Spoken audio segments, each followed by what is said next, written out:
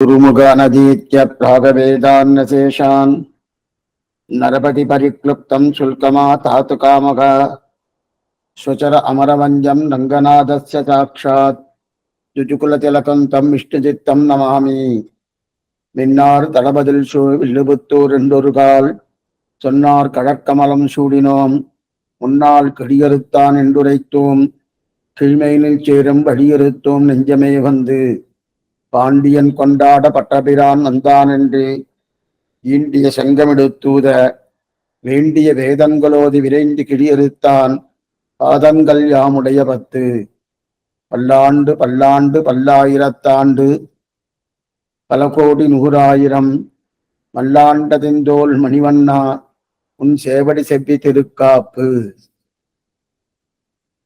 பெரியாழ்வார் அனுகிரகித்த திருப்பல்லாண்டானது மங்களாசாசனத்திலே உயர்ந்து நிற்கக்கூடிய ஆச்சரியமான கிரந்தம். 12 பாசுங்களோடு கூடியது. இது முதல் பாட்டிலேயே சுவானுபவம் தான் அனுபவிக்கிறார். முதல் பாட்டிலே தான் பல்லாண்டை ஆசாசிக்கிறார். எம்பெருமானுக்கு யானை மீதே ஏறி இருக்கும் போது விடவாடருடனாய் பகவான் சேவை சாய்த்திருக்க, அப்பொழுது இந்த துட்ட தேசத்திலே துட்ட காலத்திலே இந்த பகவானுக்கு என்ன ஆபத்து வந்து விடுமோ என்று பயந்து கதேச்சலே சேது பந்தம் என்றும் இன்னுமா போலே தான் பல்லாண்டு அனுகிரகிக்கிறார். அதை நாம் அனுபவித்துக் கொண்டிருக்கிறோம். நேற்றைய காலக்ஷேபத்திலே பல்லாண்டு என்கிற சப்தமே சொரூபவாசின்னு சொன்னார். பண்ணா ஒரு ஜீவாத்மாவுடைய சொரூபம் என்ன? பகவானுக்கு தாசபூதன், சேஷத்துவ பாரதந்திரியம், அவன் பொருட்டு இருப்பவன். இதுதான் ஜீவாத்மாவுடைய சொரூபம். அந்த சொரூபத்தை தெரிவிக்க வந்ததுதான் பல்லாண்டுங்கிற சப்தமேன்னு நேற்றைய தினம் பார்த்தோம். ஏனென்றால் பல்லாண்டு என்றால் மிகப்பெரியவன், நான் தாழ்ந்தவன் என்பதை ஒத்துக்கொண்டுதான் அப்படிப்பட்ட பெரியவன் நம் கண் பண்பதி ஒன்றானே என்கிற எண்ணம் வந்துருத்தோனும். அப்ப அபிமானம் தொலைஞ்சது, அவனை பெரியவன் ஒத்துண்டாச்சு, தன்னை தாழ்ந்தவன் வேற சொல்லிண்டாச்சு, அபிமானமும் தொலைஞ்சது, அகங்காரமும் தொலைஞ்சது. இப்ப இதுதான் ஒரு சுரூபத்துக்கு உண்டான தன்மை. ஆனால் சுரூபவாசின்னு தெரிவித்தார். அதற்கு மேற்கொண்டு பல்லாண்டு என்பது ஆயுட்காலம். நம்முடைய ஆயுட்காலம் என்னமோ அது முதல் பல்லாண்டு சொல்லித்து, 2ஆம் பல்லாண்டு தேவர்களுடைய ஆயுட்காலம் சொல்லித்து, 3ஆம் பல்லாண்டு பிரம்மாவின் ஆயுட்காலம் சொல்லித்து, 4ஆம் பல்லாண்டு பிரம்மா ஒரு பிரம்மா இல்ல, கோடிக்கணக்க இல்லை, அது 10,000 பிரம்மாக்கள், அந்த பிரம்மாக்களுடைய ஆயுட்காலம் சொல்லித்துன்னு நேற்றுக்கு பார்த்தோம். அதாவது அண்டானாந்து சகஸ்ரான் ஆயுதாஞ்ச அப்படின்னு தெரிகிறார் விஷ்ணு புராணக்காரர். எத்தனையோ அண்ட கடாகங்கள் உண்டு நம்முடைய பிரபஞ்சத்தில். இந்த பிரபஞ்சத்தில் 17-14 லோகம் கொண்டது ஒரு அண்ட கடாகம். ஒரு அண்ட கடாகத்துக்கு ஒரு பிரம்மா. 10,000 அண்ட கடாகங்கள் மிதந்து கொண்டிருக்கிறபடியாலே அத்தனை பிரம்மாக்கள் உண்டு. அத்தனை பிரம்மாக்களுடைய காலக்கணக்கு, ஆயுஷ கணக்கை தனக்கு தர வேண்டும். அதோடு சேர்த்து பல்லாண்டு பாடுவோம் தெரிவித்தார். இது நேற்றைய காலட்சேபத்தில் நம்ம அனுபவித்தது. அதற்கு மேற்கொண்டு ஒரு சின்ன விசாரம். என்ன விசாரம் என்றால், சரி சுவாமி, பல்லாண்டு பல்லாண்டு பல்லாயிரத்தாண்டு பல கோடி 100,000 தெரிவித்தார் இல்லையா? ஏன் ஒவ்வொரு படியா காலத்தை பெருக்கிட்டே வராது? முதல் பல்லாண்டு, அடுத்த பல்லாண்டு, அடுத்த பல்லாண்டு, அடுத்த பல்லாண்டு. முதல் பல்லாண்டு நம்ம ஆயுஷு, தேவர்கள் ஆயுஷு, பிரம்மாவின் ஆயுஷு, பல பிரம்மாவின் ஆயுஷுன்னு சொல்லி அடுக்கடுக்க காலத்தை பெருக்கிட்டு வராருணும். ஏன் இந்த மாதிரி பெருக்கணும்? பெருக்க வேண்டாமே, ஒரேடியா அந்த கடைசி பல்லாண்டு சொல்லிட்டா போருமோனோ. கடைசி பல கோடி 100,000 கடைசியா தெரிவித்தரணும். அதுதான் ஒரு பிரம்மாக்கள் அல்ல, எத்தனை அண்ட கடாகங்கள் உண்டோ அத்தனை பிரம்மாக்குடைய ஆயுட்காரன்னு பார்த்தோமோ. அப்ப அந்த சப்தத்தை முதல்ல போட்டுக்கலாமே. பல்லாண்டுன்னு போடுறது வரா பல கோடி 100,000 உன் சேவடி செவ்வி திருக்காப்பு அப்படின்னு சொல்லியிருந்தாரு போருமே. ஏன் இந்த விஷயத்தை கேட்கிறாருன்னா, நம்ம சந்தை சொல்றச்சே பாசுரம் நீண்டே போயிருந்தா கொஞ்சம் சிரமமா இருக்கும், சுருக்கமா இருக்கும். நாமளே குழந்தைக்கெல்லாம் சந்தை சொல்லி கொடுக்கும்போது பெரிய பெரிய பாசுரம்லாம் முதல்ல எடுக்கப்படாது.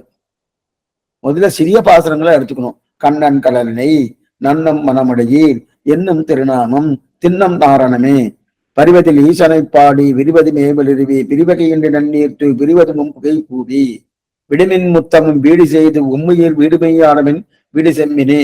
இந்த மாதிரி பாசுரத்தை சொன்னா குழந்தைகளுக்கு கொஞ்சம் பிடித்தமா இருக்கும், ரொம்ப சுலபமா இருக்குன்னு. அதுக்கப்புறம் 4 வரி பாசுரம், அதுக்கப்புறம் 8 வரி பாசுரம், இந்த மாதிரி கொண்டு போகணும். இப்ப இவருக்கு பெருசா எடுத்துட்டான்னு வச்சுக்கேன். இப்ப நமக்கு என்ன தோணும்னா, சுவாமி சந்தை சொல்றது கஷ்டமா இருக்கு, மனப்பாடம் பண்றது, அதுவும் இந்த மனப்பாடம் பண்ணணும்னா ஒரே சப்தமே எல்லாம் வந்துட்டு இருக்கு, சிரமமா இருக்குன்னு தோணுமோ. அந்த சிரமமே இல்லைன்னா எவ்வளவு தூரம் பாட்டை குறைக்க முடியுமோ குறைச்சும்னா நல்லா இருக்குமோன்னு. ஒண்ணு வேண்டாம், 4000 திவ்ய பொண்ணு இருக்கு, நித்தியமே சேவிக்கணும். அதை என்ன பண்ணிட்டா, திருவாய்மொழி சேவிச்சா போறோம்னா, ஓ திருவாய்மொழி நித்தியமே சேவிக்க முடியாத சுவாமி அப்படின்னா அதுக்கு மேற்கொண்டு கோவில் திருவாய்மொழி ஆக்கினா, கோயில் திருவாய்மொழி குறைஞ்சபட்சம் 1.5 மணி நேரம் சொன்னேன், அதுக்கு முன்னாடி பின்னாடி வச்சுட்டா இல்லையா, அப்படியே சுருக்கின்றே வந்துட்டா இல்லையா. ஏன் சொல்லப்படாதுன்னு அபிப்பிராயம் இல்லை, நாழி கிடையாது, நேரம் கிடையாது, அதனால. அதே போல இந்த இடத்துல சந்தை சொல்றது சிரமமா இருக்குமோ, அப்ப என்ன பண்ணிருக்கணுமா, இல்ல சுவாமி பல கோடி 100,000 உன் சேவடி செவ்வித்திருக்காப்பு இல்லது காலமெல்லாம் உன் சேவடி செவ்வித்திருக்காப்புன்னு சொல்லியிருந்தா இவ்வளவு சிரமங்கள் இருந்திருக்காதோனோ அப்படின்னு. காலமெல்லாம் பல்லாண்டு அன்று சொல்லதை விட்டுட்டு சின்னதுல இருந்து இதுக்கு சுவாமி பெருசு ஆரம்பிக்கணும், சின்னதுல இருந்து பெருசு ஆரம்பிச்சு அதை விட பெருசு அப்படின்னு எதுக்காக சுவாமி பண்ணணும், பண்ண வேண்டாமே. ஒரேடியா கடைசியாக போயிடுச்சுன்னா அதுக்குள்ள இதெல்லாம் அடக்கம் தானே. ஒருத்தர் கஜாராதனைக்காக ஒரு 10,000 ரூபாய் கொடுத்தாரணும். கொடுத்த உடனே சுவாமி 2,000 ரூபாய் கொடுப்பாருன்னு யாருமே கேட்க மாட்டா. அந்த 10,000 ரூபாய்க்குள்ள 2,000 ரூபாய் அடக்கம் தான். அதே அவர் 2,000 ரூபாய் கொடுத்தாருன்னு வச்சுக்கேன், சுவாமி 10,000 ரூபாய் கொடுக்கலையே அப்படின்னு கேட்டா அது நியாயம். 10,000 ரூபாய் கொடுத்தவரை போயிட்டு சுவாமி 2,000 ரூபாய் கொடுக்கலையே சுவாமின்னு கேட்டா அந்த 10,000த்துக்குள்ள 2,000 அடக்கம் தானே. ஒருவேளை அந்த மாதிரி கேட்டான்னா அது அசடுன்னு அர்த்தம். அதே போல இந்த இடத்துல இங்க காலமெல்லாம் ஒரு சப்தத்தை போட்டுவிட்டு உன் சேவடி செவ்வி திருக்காப்புன்னு சொல்லியாச்சுன்னா எல்லாமே அதுல கலந்துடுறத சுவாமி. அப்படி இருக்கச்சது எதுக்காக பல்லாண்டு பல்லாயிரத்தாண்டு பல கோடி 100,000 எதுக்காக இப்படி பெருக்கிட்டே போனோம்? எதுக்காகன்னா பல்லாண்டு சொல்வது பெரியாழ்வாவுடைய திருவுள்ளத்துடைய நிலைமையை காட்டுகிறதுன்னு தெரிவிக்கிறார் வியாக்கியாதம்.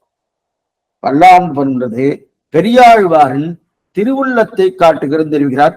இப்ப வியாக்கியானத்தை வாசிக்கிறேன், ஆச்சரியமான வாசிக்கிறேன். பல கோடி 100,000 என்று பிரம்மாக்களுக்கு தொகை இல்லாமையாலே அப்படி இதெல்லாம் நம்ம பார்த்துட்டோம். இருந்தாலும் நேற்றுக்கு வாசிச்சேன்னு ஒரு சந்தேகமா இருக்கு, மறுபடியும் வாசிக்கிறோம். பல கோடி 100,000 என்று பிரம்மாக்களுக்கு தொகை இல்லாமையால் அருளி செய்கிறார். காலகிருத பரிணாமமில்லா தேசத்தில் உள்ளார்க்கும் சத்தை உள்ளவனையும் விஷய வைலன்யத்தை பற்ற அதிசங்கையும் மங்களாசாசனம் நித்தியமா செல்லான் என்றது. காலகிருத பரிணாமமுள்ள தேசத்திலே இருக்கிறவர்கள் அதிசங்கையும் அத்தால் வந்த பயமும் பய நிவர்த்திக்காக காலத்தை பெருக்கி இக்காலமுள்ளதனையும் இப்படி மங்களாசாசனம் பண்ண சொல்ல வேணுமோ? இவரே ஒரு கேள்வி எழுக்கிறார். அந்த தேசத்திலேயே பல்லாண்டு பாடுறாலே, காலம் நடையாறா தேசம், இங்க பல்லாண்டு பாட வேண்டாமான்னு இது வியாக்கியாதா கேட்கிறார். நிதானமா பார்ப்போம். இப்ப இவர் ஏன் பெருக்கிண்டு வரார்? நேரடியா காலமெல்லாம் பல்லாண்டுன்னு சொல்லிட்டா போறோம், அப்ப சரியா போயிடுவோம். அதை விட்டுட்டு பல்லாண்டு பல்லாயிரத்தாண்டு பல கோடி 100,000ன்னா இப்படி திருவுள்ளத்துடைய நிலையை காட்டுறதுன்னு. எப்படின்னா இவர் காலத்தை பத்தி தானே பேசுறார். என்ன பாத்துங்க, இந்த காலமே இதை விட பெரிதுன்னு ஏற்றுக்கொண்டதுன்னா இந்த காலத்தை காட்டும் இது பெரியது, இந்த காலத்துக்காக இது பெரியது, இந்த காலத்துக்காக இது பெரியதுன்னு சொல்லிட்டு இருக்காரு. அப்ப காலத்தாலை முன்னிட்டு கொண்டுதான் அவர் பல்லாண்டே பாடுறார். எந்த பல்லாண்டாலும் காலத்தை முன்னிட்டு கொண்டு, இந்த காலத்தை காட்டும் இந்த காலம் பெரியது, முதல் பல்லாண்டை காட்டிலும் இரண்டாம் பல்லாண்டு பெரியது, இரண்டாம் பல்லாண்டை காட்டிலும் மூன்றாம் பல்லாண்டு பெரியது, மூன்றாம் பல்லாண்டை காட்டிலும் நான்காம் பல்லாண்டு பெரியது. அது என்ன சுவாமி 1 2 3 4 போட்டு இருக்க? ஒண்ணும் இல்லை, 4 பல்லாண்டு சொல்லியிருக்காருனோ. அப்ப 4 பல்லாண்டு நாமளே பார்த்திருக்கோம். மனுஷ ஆயுஷு, தேவர்கள் ஆயுஷு, மேற்கொண்டு பிரம்மாவின் ஆயுஷு, பல பல பல பிரம்மாவின் ஆயுஷன் பார்த்தோமோனோ. அப்ப காலத்தை பெருக்கிட்டு போறாருனோ. எதுக்கு சுவாமி இதோட பெருசு இது வேற பெருசுன்னு? அப்ப காலம் முக்கியமா படுறது, காலத்தை பெருக்கணும்னு முக்கியமா படுறது. ஆனா இதுல ஒரு பெரிய விசேஷம் என்னன்னா, காலமே நடையாடாத தேசம்னு ஒண்ணு உண்டு. இப்ப நம்ம எல்லாம் இங்க காலம் இருக்கு, ஆரம்பிச்சே 10 நிமிஷம் போயிடுத்தணும். இப்ப அப்படி இருக்க செய்து இந்த காலமே இல்லாத ஒரு தேசம் இருக்கு. நகால தத்ரவை பிரபு, நகால தத்ரவை அதுதான் ஸ்ரீவைகுண்டம். ஸ்ரீவைகுண்டத்துல நித்திய சூரிகள்லாம் கவலைப்பட வேண்டிய அவசியமே கிடையாது. ஏன்னா காலமே கிடையாது அங்க. இப்பெல்லாம் சுவாமி நேரத்தோடு பண்ணுங்க, நேரம் கழிச்சு பண்ணாங்கோ. அது மட்டும் இல்ல, நல்லவர்கள் செய்வது நாள் செய்வதை நல்லவர்கள் செய்ய மாட்டாரும் ஒரு ஒரு ஒரு பத்தி வேற இங்க சொல்லிட்டு இருப்பான். நாள் தான் காலம்தான். நாள் செய்வதை நல்லவர்கள் செய்ய மாட்டாங்க. ஏன்னா நல்லவர்களுக்கான நாளுக்குண்டான காலத்துக்கு அத்தனை பிராதானியம் கொடுத்துட்டு இருக்கோம் நம்ம. ஆனா அந்த காலமே இங்க கிடையாது. நகால தத்ரவை பிரபு.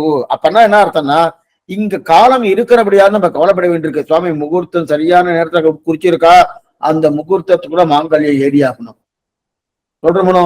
இல்ல சுவாமி தூங்கிட்டேன் ஏதோ ஒன்று சொல்றாங்க, அந்த ஒத்துக்க முடியாது இல்லையா? அந்த காலத்துக்கு இவ்வளவு ஏன் பெருமாள் பிரம்மோத்சவமே அங்குரார்ப்பணம் ஆகட்டும், துவஜாரோகணம் ஆகட்டும், அதே போல கொடியேற்றமாகட்டும், அவரோகணமாகட்டும், அதுக்கு ஒரு ஏன் திருத்தேர்ல பெருமாள் எழுதாருன்னா அதுக்கு ஒரு முகூர்த்தம் வச்சுப்பா. பெருமாள் வடம் பிடிக்கிறான், திருத்தர் வடம் பிடிக்கிறான், அதுக்கெல்லாம் ஒரு ஒரு நேரம் நிர்ணயிக்கிறார். அதெல்லாம் காலத்தை முன்னிட்டு கொண்டு தானே. அந்த காலம் தாண்டி போயிடுத்து. சுவாமி ராகு கால மகண்ட பாருங்கன்றான். என்ன சுவாமி அவரு கூட உண்டான உண்டு சுவாமி, இது காலம் நடையாடக்கூடிய தேசம். இந்த காலமே நடையாடலையனும், காலமே கிடையாது. அந்த தேசத்துல தான் கவலைப்படணுமா? ஒரு கவலையும் பட வேண்டாமே. காலம் இருக்கக்கூடிய தேசம் இந்த தேசம், இங்கதான் நம்ம கவலைப்படணும். இப்ப நித்திய சூரிகளும் முக்தாத்மாவோ கவலைப்படணும்னா தேவையே இல்லை. ஏன்னா காலமே இல்லை. காலம் இருந்தா தான் எந்த காலம் என்று கவலைப்பட. நித்தியசூடைய நிலை இப்ப என்னன்னு பார்ப்போம் பாருங்க. காலமே அங்க கிடையாது. அப்படி இருக்க செய்து அவர்களாவது பயப்படாம இருக்கணும்னு இங்க காலத்தை வைத்து கொண்டுதான் பெரியார் பயப்படுறார்.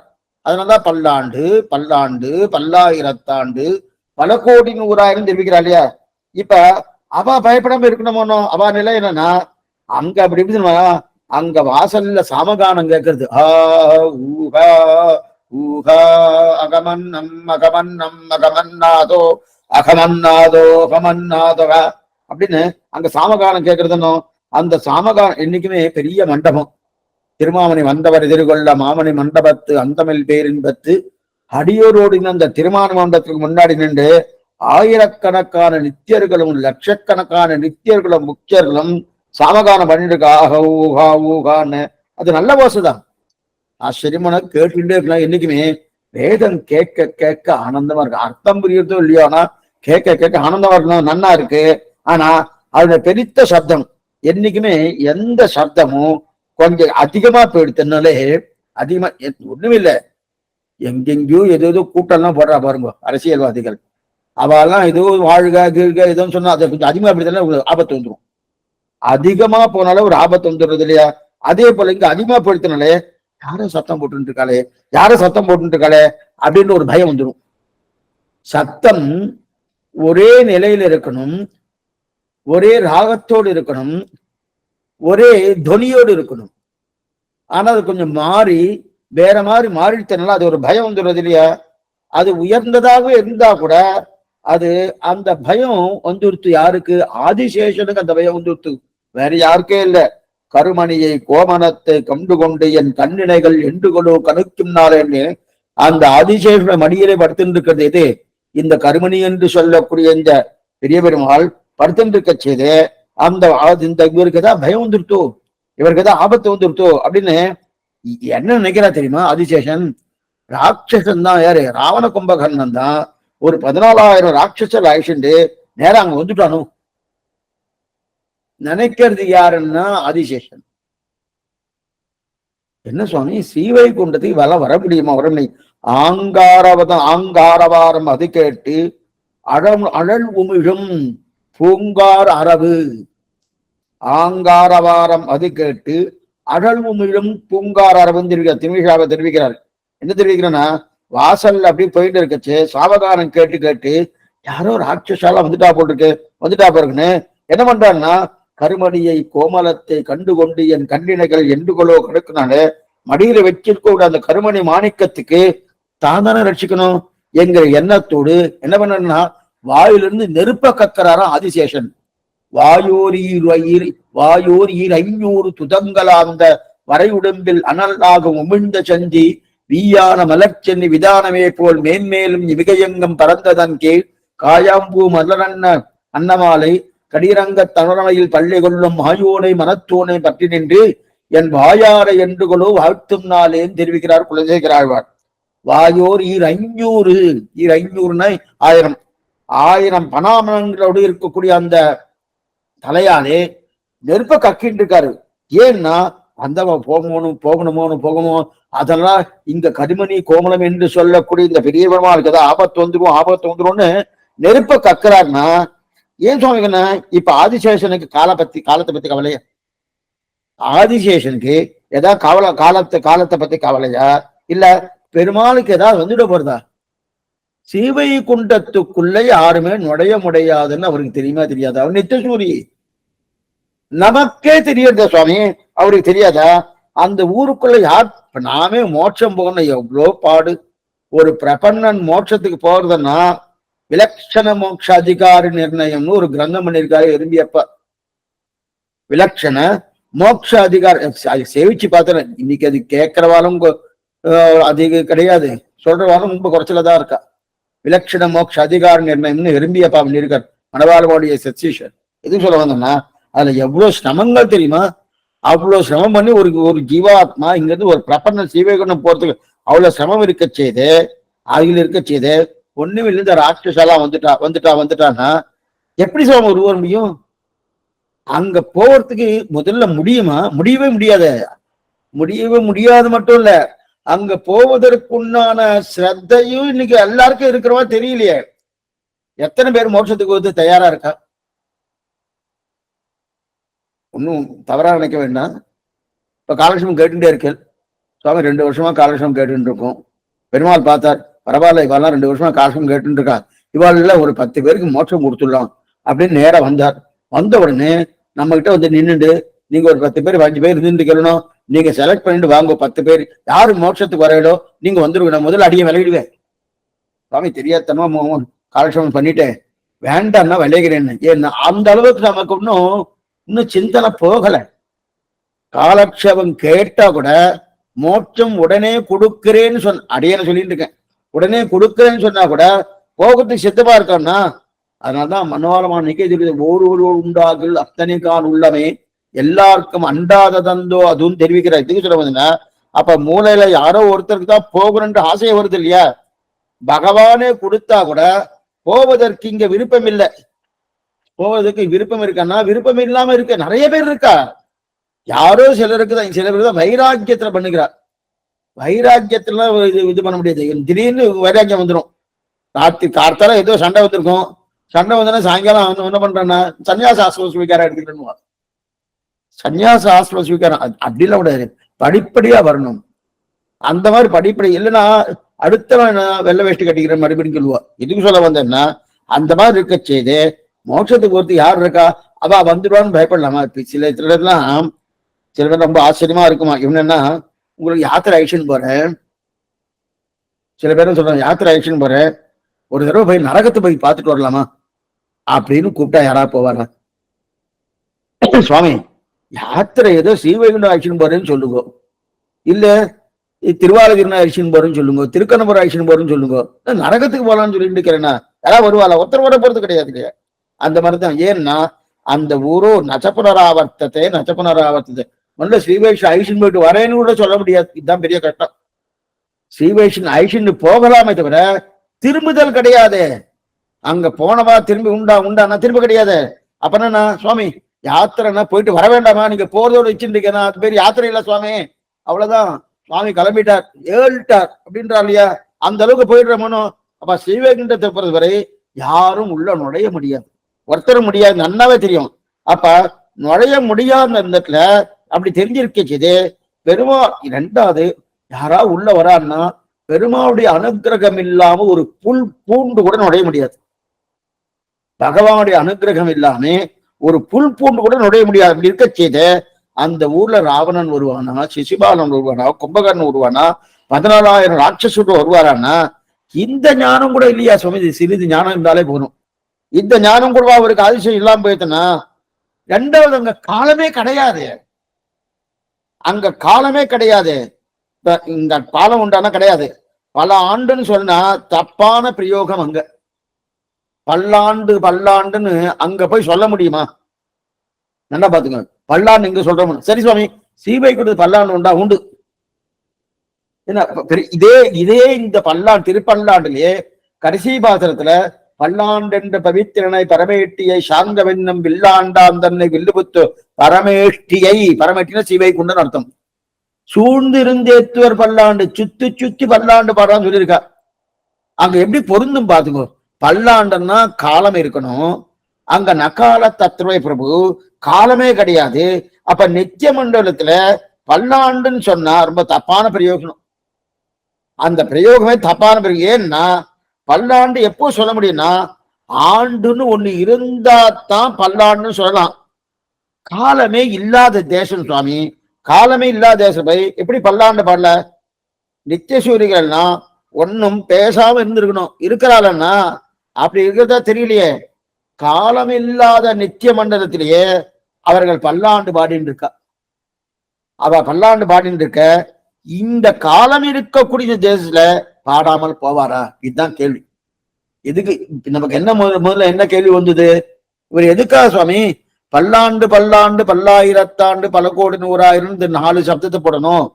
காலமெல்லாம் பல்லாண்டு சொல்லிக்கலாமா? உன் சேவடி செப்பித்திருக்கா முடிச்சிருக்கலாமே. என்ன இல்ல இல்ல இல்ல, இவர் காலத்தை பெருக்கணும்.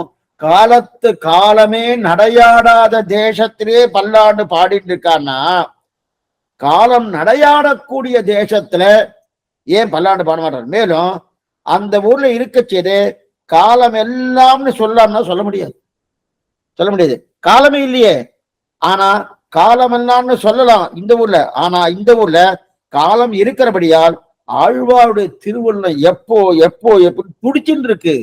எப்ப என்ன ஆபத்து வருமோ, என்ன ஆபத்து வருமோ, என்ன ஆபத்து வருதுன்னா பல்லாண்டு பல்லாண்டு பல்லாயிரத்தாண்டு பல கோடி 100,000 அப்படின்னு தெரிவிக்கிறாளையா, அப்படி பாடினாங்க. அதனால்தான் கால தத்துவம் உள்ளதனையும் பாடனுக்கு பாடுறார். ஆக நித்திய சூரிகளே பெருமாளுக்கு நிச்சயமாக மங்களாசனம் பண்ணிருக்காருன்னா ஒன்னும் வராது நன்னாவே தெரிஞ்சிருந்து பண்றாளோ. ஆனா காலத்தால் அளவுபட்டு இருக்கக்கூடிய இந்த தேசம், அந்த தேசத்துல காலத்துக்கு அளவுபட்டது கிடையாது. நகால தத்ரவை பிரபு. அப்ப காலம் நடையாட தேசத்திலே நித்திய சூரிகள் திருப்பல்லாடு பாடிட்டு இருக்கான்னா காலம் நடையாடக்கூடிய தேசம் அந்த தேசத்துல அப்ப இவர் பாடுவாரா படமாறா? அதனால இந்த தேசத்துல அதை கொண்டு பயப்படுது நியாயம்தான் சொல்லுவோம். ஏன்னா காலம் இருக்கீங்க, அங்க காலம் இல்லாத இடத்திலேயே என்ன வந்துடுமோ என்ன வந்துடுமோ என்ன வந்துடுமோ பயந்துட்டு இருக்கான்னா இங்க காலம் இருக்கு. அப்ப இவர் பயப்படுறது நியாயம். அதனால்தான் சந்தேகம் ஏற்பட்டது என்னது நியாயம்தான். அந்த சந்தேகமும் பயம் போவதற்கு பல்லாண்டு பாடுறது நியாயம்தான் இப்ப நிரூபிக்கிறார். சரி சுவாமி, காலத்தை ஏன் பெருக்கிறார்னா பயம் இருக்கிற பரியந்தம் பல்லாண்டு பாடித்தான் ஆகணும். நேற்றுக்கு ஒண்ணு பார்த்தோம், இவர் எதனால இவர் பல்லாண்டு பாடுறார்? பகவானுக்கு ரட்சை ஏற்படணுன்றதுக்காக பல்லாண்டு பாடுறதா? நிச்சயமே ரட்சை ஏற்பட வேண்டிய அவசியமே கிடையாது, தேவையே இல்லை. அவருக்கு ரட்சை ஏற்கனவே இருக்கு. இவர் இருக்கிற ரட்சை இல்லைன்னு இவரே நினைச்சுட்டு ரட்சை ஏற்படணும் சொல்லிட்டு இருக்காரு. அவருக்கு ரட்சையும் ஏற்பட போறது இல்ல, இவரே இதை பண்ண போறது இல்லை. அப்ப எதுக்காக பாடுறாருன்னா இவர் பயம் தீரணும். இவர் பயம் தீர்ந்துருச்சுன்னா பல்லாண்டு நிறுத்துவார். இவன் பயம் எப்ப தீரும்? காலம் போயிடுச்சுன்னா தீரும். இல்லையே சுவாமி, காலம் இல்லாத இடத்துலயும் அவ பயப்படுறாளே. அதுவும் பயப்படுறது யாரு? ஆதிசேஷனே. ஆதிசேஷனே பயப்படுறான்னா அப்ப இவர் பயப்படுறது நியாயம்தான்னு சொன்னார். சரி, அப்ப தாராளமா பாடிக்கலாம்னு தெரியுது. சரி, அப்ப காலம் இல்லாத ஊர்லயே மங்களாசாசனம் பண்ணி கொண்டிருக்கிறார்கள் என்றால், காலம் இருக்கிற ஊர்ல இதை பெருக்கி சொன்னாலும் அப்படின்னு பெருக்கி பெருக்கி பெருக்கி பல்லாண்டு பல்லாண்டு பல்லாண்டு பல்லாயிரத்தாண்டு அப்படின்னு தெரிவித்தார். இப்ப வியாக்கியானம் இப்படி மாறி மாறி பயத்தை விளைவித்த காலத்தை பெருக்கி இதுவே தமக்கு யாத்திரை செல்ல பொக்கவாறு அவன் இவருடைய பயத்தை பரிகரிக்க வேண்டும் என்று பார்த்து புலி கிடந்த நூற்றுக்கஞ்சி காவல் தேடுவாரை போலே நீர் நமக்கு அஞ்ச கடுவீரோ மல்லவர்க்கத்தை நெரிசித்த தோள்கள் இருக்கிறபடி பாரீர் என்று தோல் வழியை காட்டினான். ராமனானுஜனை குறித்து மகாராஜருக்கு பிறந்த பயத்தை போக்குகைக்காக தம் மிடுக்கை காட்ட அவர் பயம் சமிக்க காண்கையாலே இவ்விஷயத்திலும் பலிக்கும் என்று மிடுக்கை காட்ட இவர்க்கு இதுதானே பயஹேத்து வாய்த்தது. மகாராஜர் பயத்தை தீர்ந்தபடி எங்கனே எண்ணில் பிசாசான் தானவான் யக்ஷான் கல்லர் பள்ளிகள் வளையர் என்னமா போலே இம்சர்களுடைய அவாந்தர பிக்ஷை இருக்கிறபடி பித்ருவாக்கிய தெய்வ ராட்சசான் லங்கையிலுள்ள ராட்சசனுக்கே 50 கோடி விஸ்தீர்ண பூமியில ராட்சசர் எல்லாரும் எதிர்களானாலும் அங்குள்ளரேன தான்யாம் ஆக சத்ரு வர்க்கங்கள் எல்லாம் ஒரு களத்திலே உண்டு எதிரிட்டாலும் இவற்றுடைய நிரசனத்துக்கு அஸ்திர சஸ்திரங்கள் வேணுமோ? சுத்திர கிருமிகள் நிரசிக்குமா பாதி அங்குள்யாத்திரத்தால் நிரசிக்க வல்லோம் காணும் என்றார். இது வரைக்கும் பார்த்துவோம். இப்ப பெருமாளுக்கு என்ன ஆயிடுத்துன்னா, இவர் என்ன இப்படி பயப்படுறார்? நான் தான் சர்வேஸ்வரன், சர்வரட்சகன், இதெல்லாம் தெரியுமோ? தெரிஞ்சுன்னு இவர் பயப்படுறாரு. இவருக்கு பயம் பாரணும். காரணம் என்னன்னா, பெரியாழ்வார் இப்படியே விட்டுட்டா என்ன ஆயிடும்னா, இப்ப முதல் பாட்டு பல்லாண்டு, இவரை இப்படி விட்டுட்டோம்னா 12 பாட்டையும் இவர் இப்படியே பாடி பாடி முடிச்சிடுவார். பல்லாண்டு பல்லாண்டு பல்லாண்டு பல்ல முடிச்சிடுவார். அதெல்லாம் பகவான் யோசிக்கிறார். யோசி ஏதாவது ஒரு வேற ஏதாவது பாட வைக்கணுமே, பல்லாண்டு மட்டும் இல்ல வேற ஏதாவது ஒரு பாட வைக்கணுமே, பாட வேணும் யோசிக்கிறார். யோசிச்சு இதுக்கு ஒரு மாதிரி யோசிச்சு இதுக்கு முன்னாடி ஒண்ணு பண்ணாரோ அந்த யுக்தியை இங்க கையாளுறார். அங்க என்ன சுவாமி யுக்தின்னா, அந்த யுக்தியை கையாளுறார். இவர் திரும்ப திரும்ப இந்த பல்லாண்டு பல்லாண்டு பல்லாண்டுன்னு பாடிட்டு இருக்காரு. இன்னைக்கெல்லாம் இது வேற முந்தியெல்லாம் நமக்கு ஏதாவது பாட்டு கேட்கறோம்னா கிராம்போன் இருக்கும், பெரிய அந்த தட்டு மாதிரி இருக்கும், அது பாக்குறதுக்கு. அதுக்குள்ள போட்டுருவா, அது சுத்திகிட்டே இருக்கும். அதுக்கு மேல ஊசியாட்டு ஒண்ணு வச்சு அதை வச்சுடுவா. அது வச்ச உடனே என்ன ஆகுன்னா அது அப்படியே சுத்திகிட்டே இருக்கும், அப்படி பாட்டு பாடிட்டே இருக்கும். அங்க எங்கேயாவது கீரல் விழுந்துட்டுன்னு வச்சுக்கோ, அந்த வந்த பாட்டையே மறுபடியும் மறுபடியும் மறுபடியும் பாடிட்டே இருக்கும். அதே போல பல்லாண்டு பல்லாண்டு பல்லாயிரத்தாண்டு பல கோடி நூறாயிரம் பல்லாண்டு பல்லாண்டு பல்லாயிரத்தாண்டு பல கோடி நூறாயிரம், இந்த மாதிரி திரும்ப திரும்ப திரும்ப இதையே பாடிட்டு இருக்காரு. கீரல் விழுந்தது எப்படி பாடுமோ அந்த மாதிரி பாடிட்டு இருக்காரு. இவரை மாத்தி ஆகணும், எப்படியாவது இவர் மாத்தணும்னு. எப்படி மாத்துறது? இவர் பல்லாண்ட பாடுறத தாண்டு வேற எதையா பாட வைக்கணும். என்ன பண்ணலாம்னா, இவருக்கு பயம் இருக்கிறபடியால் தான் அவர் பல்லாண்டு பாடுறார், அது சந்தேகமே இல்லை. இவருக்கு பயம், பகவானுக்கு என் வந்துடுமோன்னு ஒரு பயம் இல்லையா, அந்த பயம் இருக்கிற அளவுக்கு பல்லாண்டு பாடுறார். அப்ப என்ன பண்ணணும்? இவருக்கு பயத்தை போக்கணும். பயத்தை போக்கியாச்சுன்னா உடனே என்ன ஆகுனா, இப்ப பல்லாண்டு பாடுறதுல எடுத்துட்டு மேற்கொண்டு குணங்கள் அனுபவிப்பார், என்னென்ன உண்டோ நம்மாழ்வார் போல அனுபவிக்க ஆரம்பிச்சுடுவார் என்கிற எண்ணத்தோடு இவரை பயத்தை போக்கத்துக்கு என்ன பண்ணலாம்னு யோசனை பண்றார் பகவான். நேர புஸ்தகத்தெல்லாம் எடுக்கிறார், எடுத்து அப்படி புரட்டி புரட்டி பாக்குறார். புரட்டி பார்த்தோம்னா என்னைக்குமே ஒரு வியாதி வந்துட்டு வச்சுக்கோ, இந்த வியாதி வந்துடுத்துன்னா வியாதிக்கு மருந்து கொடுக்கணும். மருந்து கொடுக்கணும்னா என்ன சுவாமி, என்னன்னா அவெல்லாம் எப்படி கொடுப்பா, புஸ்தகத்தை பார்த்தா மருந்து கொடுக்குறா. இந்த வியாதிக்கு என்னென்ன மருந்து கொடுத்துருக்கு இல்லையா, அதே போல பெரியாழ்வாருக்கு ஒரு வியாதி. என்ன வியாதி? பயம். பகவானுக்கு என்ன வந்துடுமோ பயம். அந்த பயத்துக்குண்டான மருந்து கொடுக்கணும். சாமானிய லோகத்தை ஒரு வியாதி வந்துருச்சுன்னா அந்த வியாதிக்குண்டான மருந்து கொடுத்தாச்சுன்னா அந்த வியாதி போயிடும். அந்த வியாதி போயிடுமோ, அதே போல பெரியாழ்வாருக்கு இப்ப ஒரு வியாதி, அந்த வியாதிக்குண்டான மருந்து கொடுத்தாச்சுன்னா அந்த பயம்ங்கிற வியாதி போகணுமோனு போகல. பயம்ங்கிற வியாதி போகல. பெருமாள் என்ன யோசித்தான்னா, ஏற்கனவே இந்த மாதிரி ஒரு வியாதி ஒருத்தருக்கு இருந்தது, அதற்குண்டான ஒரு மருந்து கொடுத்தேன். அந்த மருந்து கொடுத்த உடனே அந்த பயம் போயிடுத்தோணும். அதே போல மருந்து இவருக்கு கொடுக்கலாமோ? ஏற்கனவே யாருக்கு சுவாமி இந்த மாதிரி வியாதி இருந்ததுன்னா, சுக்ரீவனுக்கு இந்த பயமான வியாதி இருந்தது. சுக்ரீவனுக்கு இந்த பயமான வியாதி இருந்து அதை போக்கத்துக்கு மருந்து கொடுத்தார். மருந்து கொடுத்தோன்னே அந்த வியாதி போயிடுச்சு. அதே மருந்த பெரியாழ்வார் கொடுப்போம். அது என்ன சுவாமி மருந்துன்னா, அதை முடிவு பண்ணிட்டார் பகவான். சுக்ரீவனுக்கு கொடுத்த வியாதிக்குண்டான மருந்த அதே மருந்த பெரியாழ்வார் கொடுப்போம். கொடுத்தாச்சுன்னா பெரிய சுக்ரீவனுக்கு போனா போல அந்த வியாதி போனா போல பெரியாழ்வாருக்கும் வியாதி போடுன்னு நினைச்சுன்னு கொடுத்தார். இதுக்கு நம்முடைய பெரியோர்கள்லாம் சொல்லுவா, எருது கட்டாருக்கும் ஏழே கடுக்காய்னுவா. அதாவது கடுக்காய் இருக்கணும். கடுக்காய் தேய்ச்சன்னா அதுக்கு நிறைய மருந்தருடைய அந்த உபயோகம் நிறைய உண்டு. எதுக்கெடுத்தாலும் ஆயுர்வேத சாஸ்திரமாகட்டும் சித்தா மருத்துவமாகட்டும் கடுக்காய் ரொம்ப நாளா யூஸ் பண்ணுவா, உழைப்பா. அந்த கடுக்காய் எல்லாத்துக்கும் உபயோகம். ஒருத்தருக்கு என்ன பண்ணார், ஒருத்தர் வைத்தியர் ஒருத்தருக்கு தோல்வெளி நேர வைத்தியர்கிட்ட போனார். வைத்தியர்கிட்ட போனா அவர் என்ன பண்ணார், அவருக்கு தெரியும் எருது கட்டாருக்கும் ஏழே கடுக்காய்ன்னு பார்த்தோம்னா எல்லாத்துக்கும் கடுக்காய் தான். உடனே என்ன பண்ணார், அந்த கடுக்காய நல்லா தேய்ச்சி இந்த தோல் பட்டை எங்க இருக்கு வலிச்சுன்னு சொன்னீங்கன்னோ அந்த இடத்துல போடு அப்படின்னார். சரின்னு வைத்தியர் சொல்றாரு. நேர போனார், ஆத்துக்கு போனார், கடுக்காய் நல்லா தேய்ச்சார், தோல் பட்டை போட்டுனார். நிஜமா வலி போயிடுத்து. அடுத்தவர் வந்தார், அவருக்கு மார்வழி ஹார்ட் அட்டாக் தெரியாது, அவருக்கு மார்வழி. நேரம் வந்தார். அவர் நேரம் அதே வைத்தியத்துக்கு, சுவாமி எனக்கு மார்வழியா இருக்கு, என்ன பண்ண, உனக்கும் இதே கடுக்காய் போட்டுக்கோ, இதே கடுக்காய் போட்டுக்கொண்டார். போட்டார், போயிடுச்சு. என்ன சுவாமி மார்வழி போயிடுது? மார்வழி பார்க்கல, அவரே போயிட்டாரு. அவரே போய் சேர்ந்தாச்சு. சீவை கொண்டு நலபந்த வெல்லது ஒரு நாடு போயிட்டாரு. என்ன சுவாமினா, எல்லாத்துக்கும் இதே கடுக்காய் கொடுக்க முடியுமா? ஒவ்வொரு வியாதிக்கு மருந்து வெவ்வேறு மருந்தா தான் இருக்கும் லோகத்துல, ஒரே மருந்தா இருக்காது. அது ஸ்ரீ வைஷ்ணவத்துலதான் சம்சாரத்துக்கு ஒரே மருந்து பகவான். நான் சரீரத்துக்கு ஒரே மருந்து இருக்கவே முடியாது. அதுவும் இப்ப இடது கைக்கு தனி மருந்து வலது கைக்கு தனி மருந்து மாதிரி ஆயிடுது. அந்த அளவுக்கு வந்துட்டோம். கடுக்கா போயிடுத்து, அவரே போயிட்டாரு. சரியா போயிட்டாரு இல்லையா? இப்ப சுக்ரீவன் என்ன பண்ணான்னா, சுக்ரீவனுக்கு பயம், தன்னுடைய தமையனாராக இருக்கக்கூடிய வாலியை கொல்லணும்.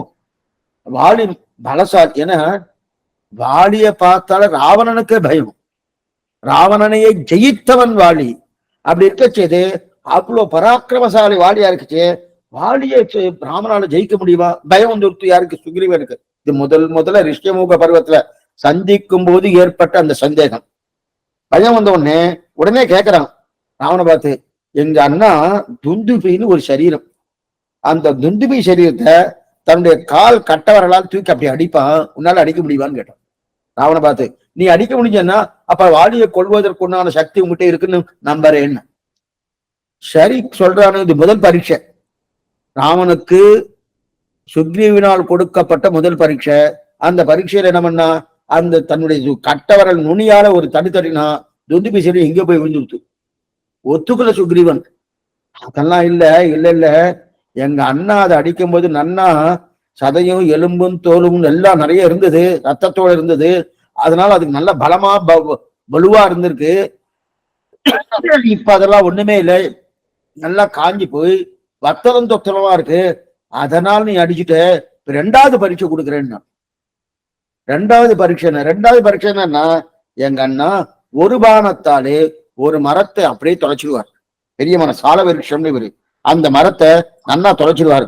உன்னால அதை பேதிக்க முடியுமா, தொலைக்க முடியுமா அப்படின்னு ராமன்கிட்ட கேட்டோன்னே, இப்ப ராமன் கேட்கிறான், முதல்ல ஒரு பரீட்சை கொடுத்தேன், அதை பண்ணினேன், எழுதினேன், பாஸ் பண்ணினேன்னு பார்த்தா ஒத்துக்கல நீ. ரெண்டாவது அதே மாதிரி தான் பண்ண போற. அப்பனா ஒரு மரமா 7 மரமா? ஒரு மரம் உடைச்சால போறேன்னா நீ ஒரு மரம்னு சொல்லுவ, அப்புறம் இதைத்தான் எங்க அண்ணா பண்ணான்னு சொல்லு, நான் 7 மரத்தை குடிக்கிறேன்னு சொல்லிட்டு 7 மரத்தை பேதித்தான். சினையை தழைய மராமரங்கள் 7ம் எய்தாய் ஸ்ரீதரா, புனரா நின்ற மரமே அன்பெய்த ஒருவில் வளவாவோ, புனரே நின்ற மரமிரண்டின் நடுவே போன முதல்வாவோ, திணறார் மேகமெனக் கலிரி சேரும் திருவேங்கடத்தானே, திணறார் சார்ந்த துணபாதம் சேர்வதடி என்ற சினையை தழிய மராமரங்கள் ஏழும் எய்தா ஸ்ரீதரா அப்படின்னு தெரிவிக்கிறார் இல்லையா. அப்ப இத்தனை தூரம் அங்க அந்த 7 மரங்களை தொலைத்தானோ உடனே என்ன ஆயிடுச்சுன்னா சுக்ரீவன் பயம் போயிடுச்சு. சுக்ரீவனுக்கு முதல்ல பயம் போகல, துந்துபி சரீரத்தை அடிக்கச்சே பயம் போகல. இதத்தான் எங்க அண்ணாவும் பண்ணா, நீரும் பண்ணிருக்கே. அதெல்லாம் ரெண்டாவது அண்ணா பண்றச்சே படு அதிகமா இருந்தது, இப்ப வத்தலும் தொத்தலமா இருக்கிறபடியால அது ஒத்துக்க மாட்டேன்னு சொல்லிட்டார். ஆனா இப்ப என்ன ஆயிடுச்சுன்னா 1 மரம் அல்ல 7 மரங்கள், சினையை தழிய மராமரங்கள் ஏழும் எய்தா ஸ்ரீதரா சொன்னார் இல்லையா. உடனே என்ன ஆயிடுச்சுன்னா உடனே அந்த இடத்துல சுக்ரீவன் பயம் போயிடுச்சு. இந்த கதை இப்ப பெருமாளுக்கு ஞாபகம் வந்துட்டு, இந்த கதை இப்ப பெருமாளுக்கு ஞாபகம் வந்து நாம என்ன பண்ணுவோமோ என்று சுக்ரீவன் பயந்தான் இல்லையா. அவருக்கு 2 பரீட்சை எழுதணும். அந்த காட்டின உடனே பயம் போயிடுச்சு இல்லையா. அப்ப பெரியாழ்வாருக்கு என்ன காட்டணும், என்ன காட்டணும் சுவாமி? ஒண்ணுமில்ல பெரியாழ்வாரே, ஒண்ணும் பயப்படாத, என்னுடைய தோல் வலிமையை பாரு, இந்த தோல் வலிமை எத்தனை பராக்கிரமம் இருக்கு பாரு, இந்த தோல் வலிமையை பாருன்னு சொல்லி, எதற்காக நீ இந்த மாதிரி கட்டப்பட்டு இருக்கேன், கட்டப்பட வேண்டவான நம் பலத்தை காட்டலான்னு பெரியாழ்வாருக்கு பலத்தை காட்டினா, இந்த தோல் வலிமையை காட்டினா பயம் போயிடும். பயம் இருந்தாத்தானே இவர் என்ன பண்றாரு, மேற்கொண்டு மேற்கொண்டு பல்லாண்டு பல்லாண்டு பல்லாண்டு சொல்லிட்டு இருக்காரு. அப்ப அந்த பயம் போயிடுமோனோ, பலம் இருந்தா பயம் போயிடும், பலம் இருந்தா பயம் போயிடும். லகாரத்துக்கும் யகாரத்துக்கும் இருக்கிற வித்தியாசம் இது.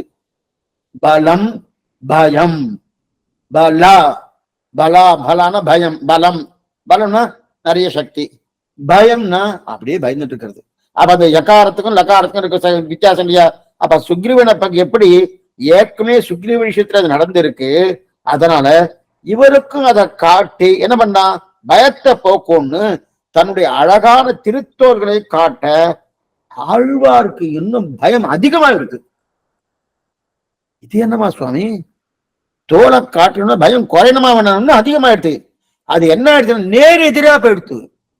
சாமானியமா இவர்கிட்ட இங்கிருந்து தப்பிக்கலான்னு பார்த்தா, தப்பிக்கிறதுக்கு உண்டான நிலையாதான் பரவாயில்ல, இவரே போய் வம்பு பண்ணி மாட்டிட்டார். அந்த மாதிரி இருக்கிற மாதிரி என்ன ஆயிடுச்சுன்னா, இவர் இந்த பயத்தை போக்குறதுக்காக இந்த தோலை காமிச்சிடணும், அந்த தோலை காமிச்சிடனே இன்னும் பயம் அதிகமாயிடுச்சு. ஓ, அந்த தோல் நல்லா இருக்கணுமே, அந்த தோல் நல்லா இருக்கு, ஏன்னா காட்ட ஆழ்வாருக்குன்னு அதிகமாயிடுச்சு, நேர் எதிராக போயிடுச்சு. இப்ப பார்த்தா பெரியாழ்வார், பெரியாழ்வார் என்ன தெரியுமா என்ன நினைச்சிருந்தார், பகவான் என்ன போய் சுக்ரீவ கோஷ்டில சேர்த்துட்டிய, நாங்கெல்லாம் ஆழ்வார்கள் இல்லையா, என்னைக்கும் ஆழ்வார்களுக்கு சமமாக எந்த பக்தர்களும் கிடையாது.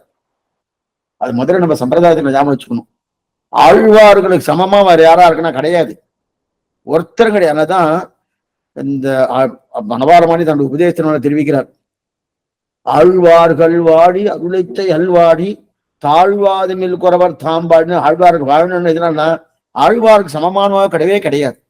உண்டோ திருப்பல்லாண்டு கொப்பதோர்களையும் உண்டோ பெரியாழ்வார் கொப்பொருவர், உண்டோ சடகோப்பர் கொப்பொருவர். அதே போல ஆண்டாள சொல்றச்சு 5 குடிக்கொருவர் தம்சதிய ஆழ்வார்கள் தம் செயலை விஞ்சி நிற்கும் தன்மையை, இதெல்லாம் சொல்லனா ஆழ்வாருக்கு, ஏன்னா அவர் பகவானாலே மயர்வர மதன் அருளப்பெற்றவர்கள், அவளுக்கு இருக்கக்கூடிய வைபவம் யாருக்கும் கிடையாது. இப்ப பகவான் என்ன கம்பேர் பண்றாருன்னு என்ன ஒப்பிட்டு பார்த்தோம்னா, சுக்ரீவனோடு பெரியாழ்வார் ஒப்பிட்டார்.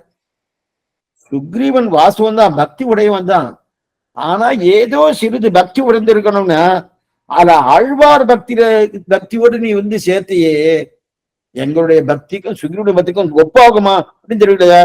அவர்களுக்கு கொடுத்ததெல்லாம் இவர்களுக்கு சரியாகாது. புரியத்துக்காக சொன்னேன். சில பேர்லாம் இந்த வலிக்கு ஒரு மருந்து சாப்பிடுவா, வலிக்கு அதான் ஏதோ வலி வந்துட்டே இருக்கும், மருந்து சாப்பிடுவா. அந்த மருந்து சாப்பிட்டேன்னா ஒரு மாத்திரை சாப்பிடுவா, வலி நின்றுடும். அது ஒரு வாரம் கழிச்சு 1 மாத்திரை போடாது 2 மாத்திரை போடணும், அப்பதான் வலி நிற்கணும். இன்னும் ஒரு 15 நாள் ஆயிடுச்சுன்னு வச்சுங்க 3 மாத்திரை போடணும். அது ஒரு 6 மாசம் ஆயிடுச்சு வச்சுங்க, அதுக்கப்புறம் சொன்னா தாங்குவாரான்னு சந்தேகம். அப்போ ஒரு 4-5 மாத்திரை போட்டோம்தான் தாங்கும் இல்லையா. அதே போல இப்ப என்ன ஆயிடுச்சுன்னா, இவருக்கு அப்ப போயிட்டு சாமி 1 மாத்திரை கொடுக்குறேன், நீங்க வலி பொறுத்துக்காது. அதே இப்ப நடக்குமா பிறக்காது. அதே போல பல்லாண்டு பாடி பாடி பாடி பாடி இவாளுக்கு நடந்திருக்க செய்து, அந்த பல்லாண்டு இருக்கக்கூடிய அந்த தன்மை இருக்க செய்து, இவ எங்கிருந்து போறது, அதுவே இவருக்கு யாத்திரையா ஏற்படுத்தணும். அப்படி இருக்க செய்து இவாளுக்கு பயம் போகுமானா போக போறது இல்லை. அதனால என்ன பண்ணார், இப்ப பல்லாண்டு பாட்டு இருக்க பயப்பட்டு இருக்கிறது இவருக்கு யாத்திரையா இருந்த போது இதுக்கு ஒரு விஷயம் தெரிவிக்கிறார். இங்கதான் தெரிவிக்கிறார் வியாக்கியாத்தா. புலிக்கு இருக்கிற குகைக்கு ஒரு காவல் வேணுமா? குகையுடைய இந்த குகையே புலியோட குகை. புலியோட குகை காவல் யாரா போடலாமா? யார போடலாம்? மான் குட்டிய காவலா போடலாமா? அவன் என்ன சுவாமி பேசுறேன் நீங்க? மான் குட்டிக்கு காவல்னா புலிய போடலாம், புலிக்கு காவல் மான்குட்டி போடலாம். புலியே புலி. அப்ப புலி குகை காவல் போட யாரா தேடுவாளா? அதுவே புலி. அதை கண்டுதான் மற்றதெல்லாம் பயப்பட போறது. அப்படி இருக்க செய்து அந்த புலிக்கு போய் யாராவது இது போடுவாளா, காவல் போடுவாளா? அத அந்த புலிய பார்த்தா மற்றதெல்லாம் பயப்பட போறது இல்லையா? அதே போல இப்ப பகவான் நினைக்கிறார், நான் தான் புலி, புலி நான் தான் புலி, நான் தான் சிங்கம், நான் தான் யானை, நான் தான் எருது, நான் தான் எல்லாம். அப்படி இருக்க செய்து எதற்காக நமக்கு காவலுக்கு ஆள் தேவையில்லையே. இப்ப பெரியார் என்ன பண்றார், காவலுக்கெல்லாம் ஆள் தேடிட்டு இருக்காரு அப்படின்னு நினைச்சு இவரை பயத்தை போக்கணுமோ. இவரோட பயத்தை போக்கியாச்சுன்னா இவர் இந்த பல்லாண்டு படமாட்டார். அப்ப நேர்கொண்டு குணானுபவங்கள் அனுபவிப்பார். அப்ப என்ன பண்ணும், இந்த சானூர முஷ்டிகனை முடித்த இந்த தோள்கள் இருக்கு இல்லையா, இந்த தோள்களை காமிச்சோம்னா பாரீர் பெரியாள் வேறி இங்க வரும். இங்க வந்து சானூரன் என்ன முஷ்டிகன் என்ன இந்த நெரிசித்த தோள்களை பாரும். இத கண்டாலாவது உம்முடைய பயத்தை போக்கிக் கொண்டு பெருமாள் திருத்தோலை காட்டினான். இந்த திருத்தோலை காட்டினான். காட்டின உடனே இதுக்கு இன்னொரு திருட்டாதான் எடுக்கிறார். இன்னொரு திருட்டாந்து எடுத்துக்காட்டு. என்ன திருட்டாதம்னா, இந்த தோலை காற்றாப்பால இது மாதிரி இதுக்கு மாதிரி இதையா பண்ணினான்னா இதே சுக்ரீவனுக்கு ஒரு பயம் வந்துருது. ஏற்கனவே சுக்ரீவ பயம் வாலி விஷயத்துல. இப்ப சுக்ரீவனுக்கு பயம் என்னதுன்னா ராமனுக்கு என்ன வந்துடுமோன்னு ஒரு பயம் விபீஷணன் வந்த உடனே. விபீஷணன் அங்கிருந்து கிளம்பினான், ராவணனால துரத்தப்பட்டான். என்னுடைய குலத்தை கெடுக்க வந்த கொடர காம்பேன்னு தன்னுடைய காலாலை எட்டுவதைத்தான் விபீஷனை. அங்கிருந்து வெட்கப்பட்டு கொண்டு நேரா ஆகாச மார்த்தம் வந்து நிற்கிறான் விபீஷன். நிவேதயதமாம் சிப்ரம் விபீஷணம் உபஸ்திதம் சர்வலோக சரண்யாய ராகவாய மகாத்மனன்னு சொல்லி அங்க வந்து நின்னான். நின்ன உடனே இப்ப விபீஷண பார்த்தவன பயம் வந்துட்டு சுக்ரீவனுக்கு. ஏன் பயம் வந்துன்னா அகாலத்துல வந்திருக்கான், காலம் இல்லாத காலம். ஏன்னா ஒண்ணு முன்னாடி வந்திருக்கணும், அல்லது யுத்தம் முடிஞ்சதுக்கு அப்புறம் வந்திருக்கணும். இது மடுவுல வரச்சேதே இப்ப ராவணனால தூண்டப்பட்டு வந்தானோ அல்லது இவனே ஏதாவது கொடுத்துடுவானோ அப்படின்ற பயத்தினால சுக்ரீவன் பயப்படுறான். ராமனுக்கு என்ன ஆபத்து வருமோன்னு. அப்ப அந்த ஆபத்தை போகணுமோனோ, அந்த பயத்தை போக்குறதுக்கு ராமன் என்ன பண்ணான்னா ஆச்சரியமான ஸ்லோகம் வால்மீகி தெரிவிக்கிறார்.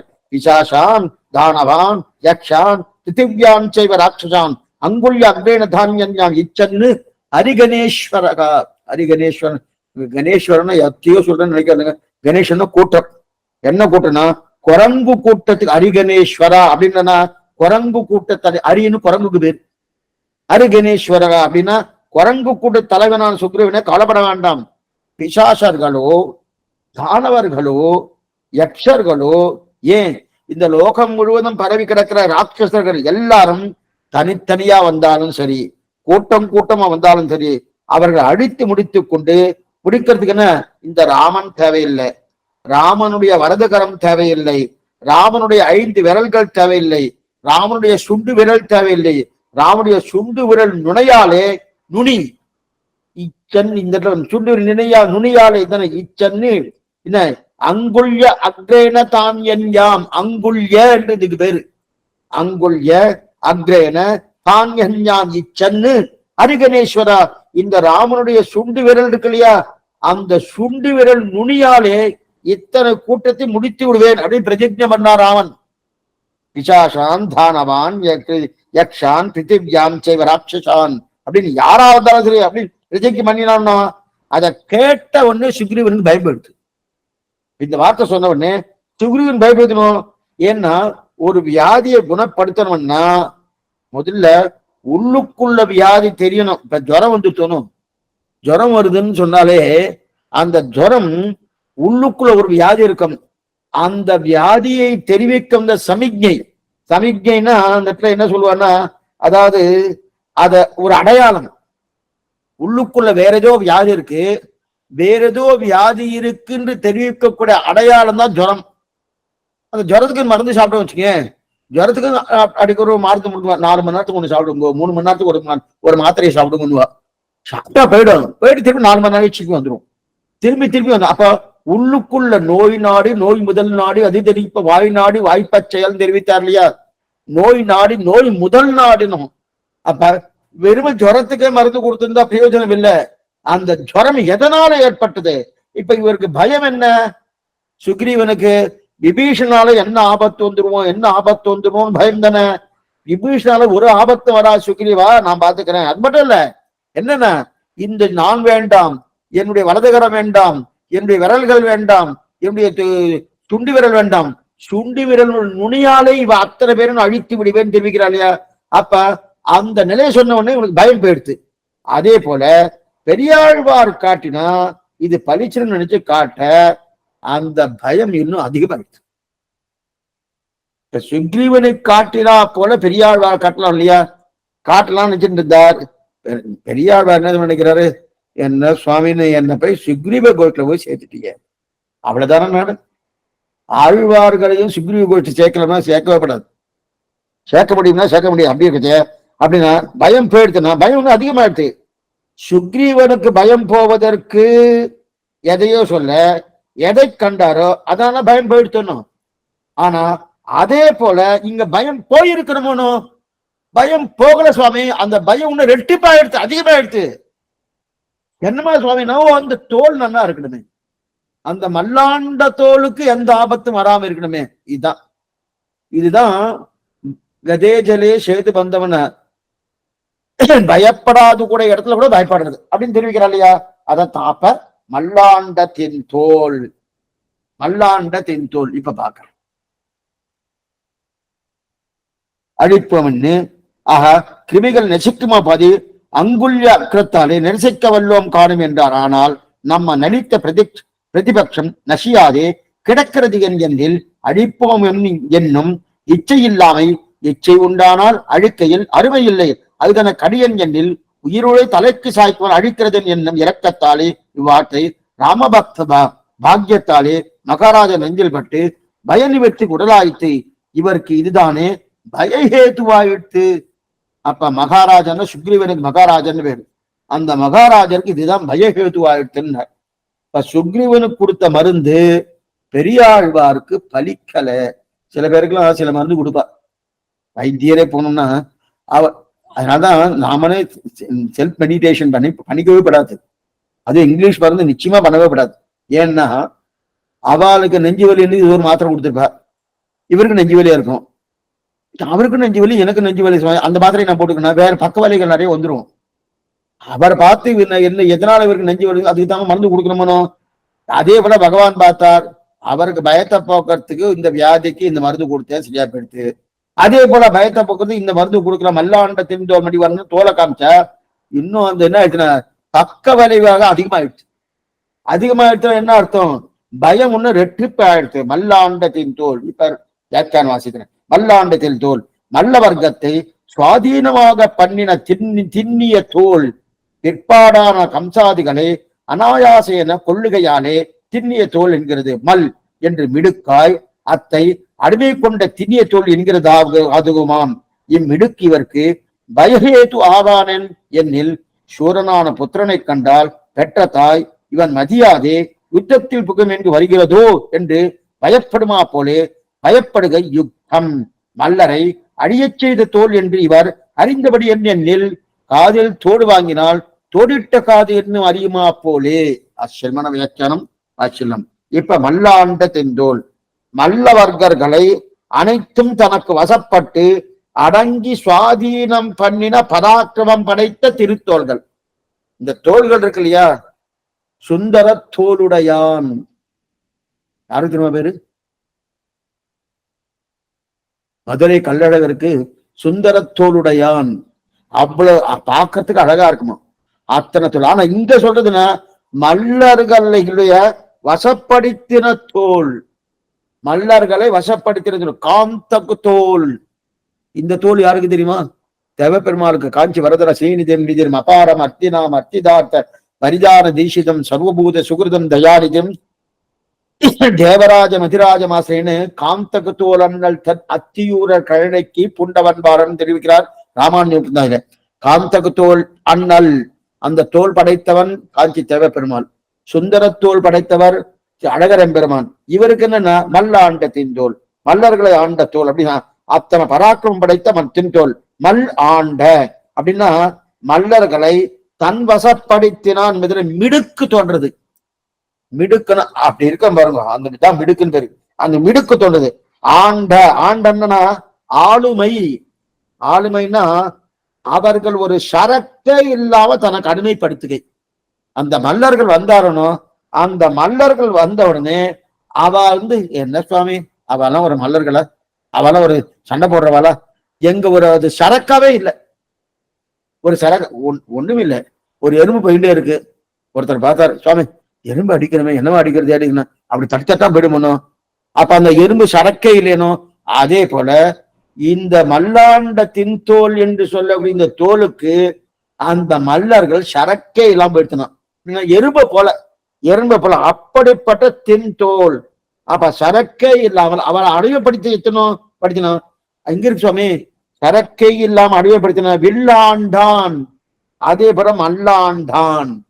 சார்கம் என்னும் வில்லாண்டான் தன்னை வில்லுபுத்தூர் விட்டு சித்தன் கடைசி பார்த்துட்டு வருதணும். அதே போல மல்லாண்டான். அதே போல தின்தோல், மிடுக்கை உடைய பராக்கிரம் படைத்த தின்தோள்கள். இங்க நமக்கு ஒரு சந்தேகம் வரும், மல்லர்களை ஆண்ட சொல்லும் போது தின்தோல்னு தெரியலையா? அதாவது இந்த இடத்துல ஏன் மல்லாண்ட தின்தோல்னு சொல்லணும்? மல்லர்களை ஆண்ட தோல் சொன்னாலே ஏன் தின்தோல் சொல்லணும்? மல்லர்களை ஆண்ட தோல்னு சொன்னாலே அப்ப தின்தோல் தன்னை, சுவாமி எப்படியா சொல்லிட்டு போடு சுவாமி, ஏதோ நீங்க பாசனத்தை முடிச்சா போறணும் அப்படி இல்ல.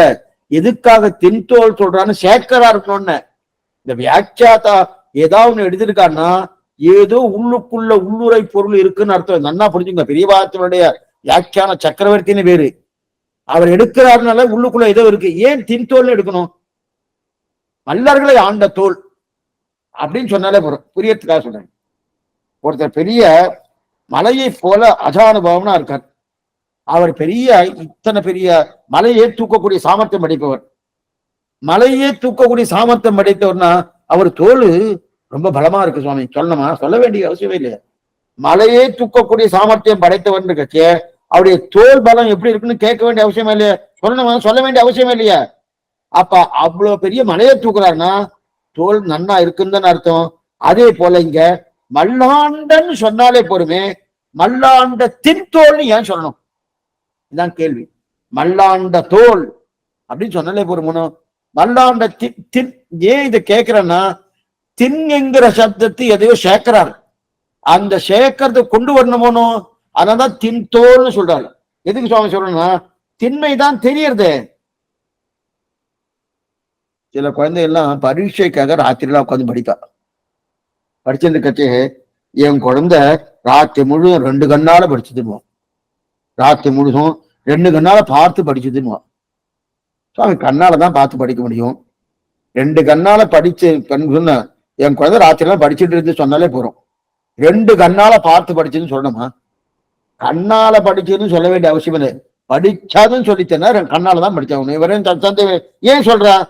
அதே போல சொல்லிக்கிற, அதே போல கண்ணால் தான் படிக்கணும். அதே போல நாவினால் நவித்து இன்பமெய்தினேன் நிறைய இருக்கு நம்ம இதுலயே, சம்பிரதாயத்துல நிறைய இருக்கு. நாவினால் நவித்து இன்பமெய்தேன் சுவாமி நாக்கால தான் சொல்ல முடியும். நாவினால் நவித்து, நாக்கால சொல்லி இன்பமெய்தினேன் மதுரகவியா தெரிவிக்கிறார். 2ஆம் பாட்டு. நாவினால் நவித்து இன்பமெய்தினேன். இந்த இடத்துல அர்த்தம் காட்டுற சுவாமி ஆச்சரியமான அர்த்தம். பெரியவாச்சனிலே ஆகட்டும், அதே போல நஞ்சீராகட்டும் நம்பிலையாகட்டும் தெரிவிக்கிறார். வாயால சொல்ல மட்டும்தான் சொன்னேனே தவிர, ஏன்னா நாவினால் மயத்தினா வெறும் வாய் வார்த்தையா சொன்னேன்னு தவிர மனசகாயம் இல்லைன்னு அர்த்தம். அந்த இடத்துல நாவினால் நவித்து இன்பம் எய்துனா நாக்கால மட்டும்தான் சொன்னேன், மனசு சகாயமே பண்ணல. பண்ணதான் மனசை நினைக்கவே இல்லை. மனசகாயமின்றிக்கே சொன்னப்பவே நம்மாழ்வாருடைய பெருமை இவ்வளவு தூரம் தெரியுதுன்னா, மனசகாயம் பட்டு சொன்னேன்னா நம்மாழ்வாழ்வை என்னமா தெரிஞ்சுட்டு இருப்பேன் அப்படின்னு தெரியுது இல்லையா? அப்ப மனிதனும் நம்மாழ்வாழ்வும் பட்டா சொல்லியிருந்தா எத்தனை பேட்டை நான் பெற்றிருப்பேன்.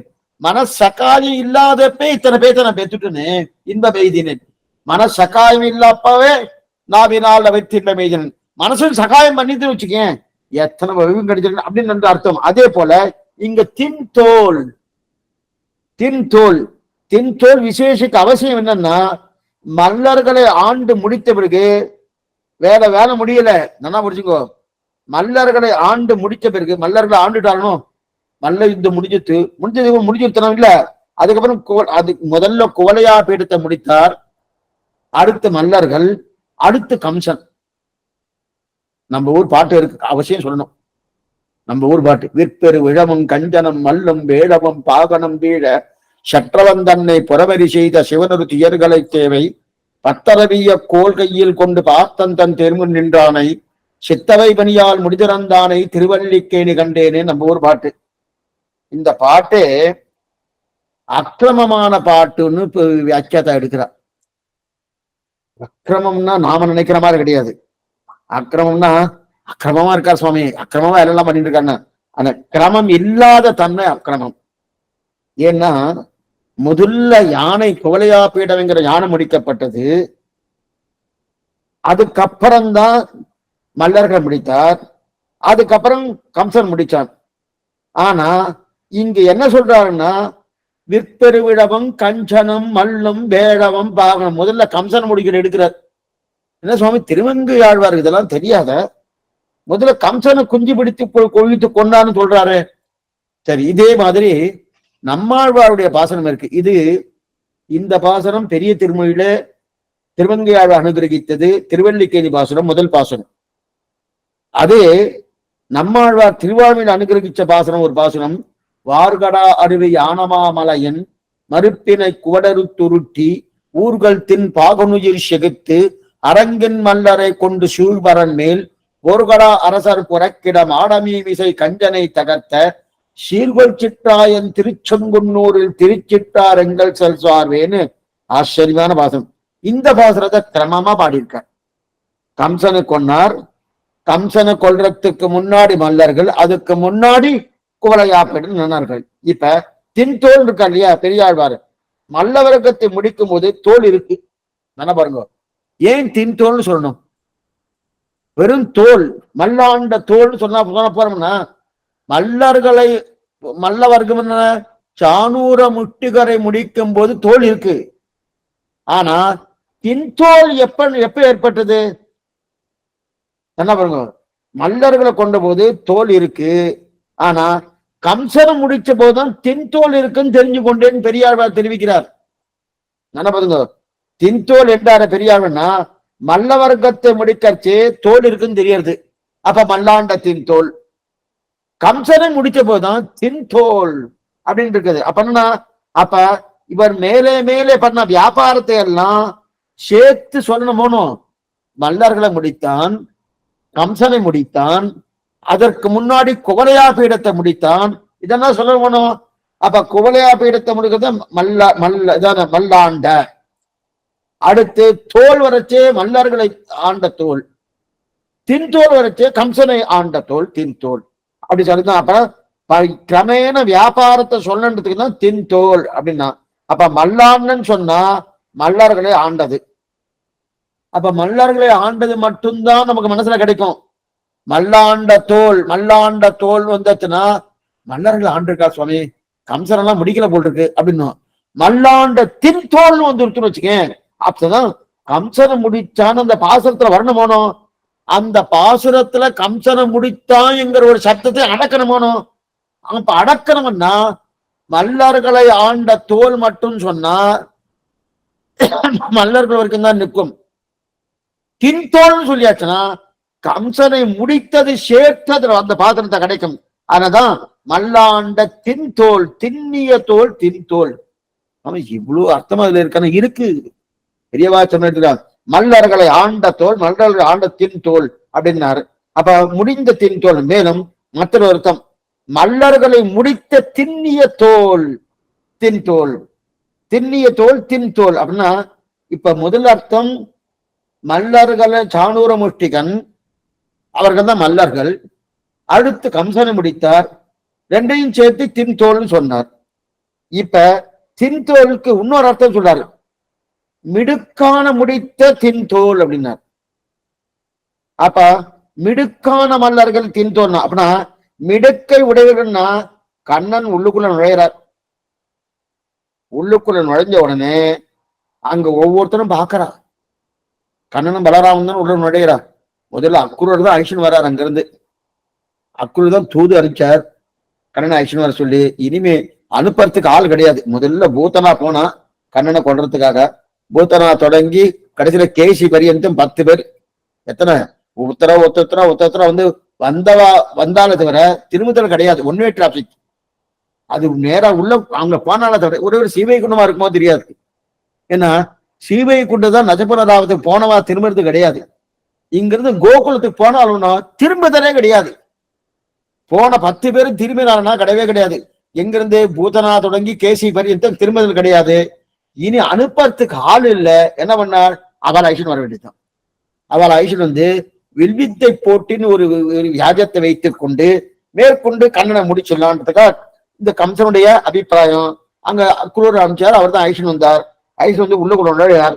நுழையற்கு 10 பேருடைய கண்ணி வர பாக்குறது கண்ணனையும் வளராம பாக்குறச்சு 10 பேர் மேல இவரோட கண் படுறச்சு ஒவ்வொருத்தரும் ஒவ்வொரு நினைக்கிறாராம். ஒவ்வொருத்தருக்கும் ஒவ்வொரு அபிப்பிராயம் வருதான். ஒவ்வொருத்தர் எப்படி அபிப்பிராயம்னா மல்லர்கள் எல்லாம் என்ன நினைக்கிறாங்களா, கண்ணா உள்ள நினைச்ச உடனே இடி வந்துடுத்து, நமக்கு இடி வந்துடுத்து, இப்படிப்பட்ட இடி வந்துடுத்து அப்படின்னு நினைச்சு யார் நினைக்கிறா, மல்லர்கள் நினைக்கிறாராம். அதே சுத்தி இருக்கக்கூடிய மனிதர்கள் இருக்கா இல்லையா, நம்ம பிரகாரம் வச்சுக்கணும் ஸ்பெக்டேட்டர்ஸ், பார்வையாளர்கள். அந்த மனிதர்களை என்ன நினைக்கிறான், மனிதருள் மாணிக்கம் வந்திருக்காரு, மனிதர்கள் மாணிக்கம் வந்திருக்காரு போட்டிருக்க அப்படின்னு, இவர்தான் மனுஷன் அப்படின்னு கண்ணா பார்த்து சொல்லிட்டு இருக்காராம்.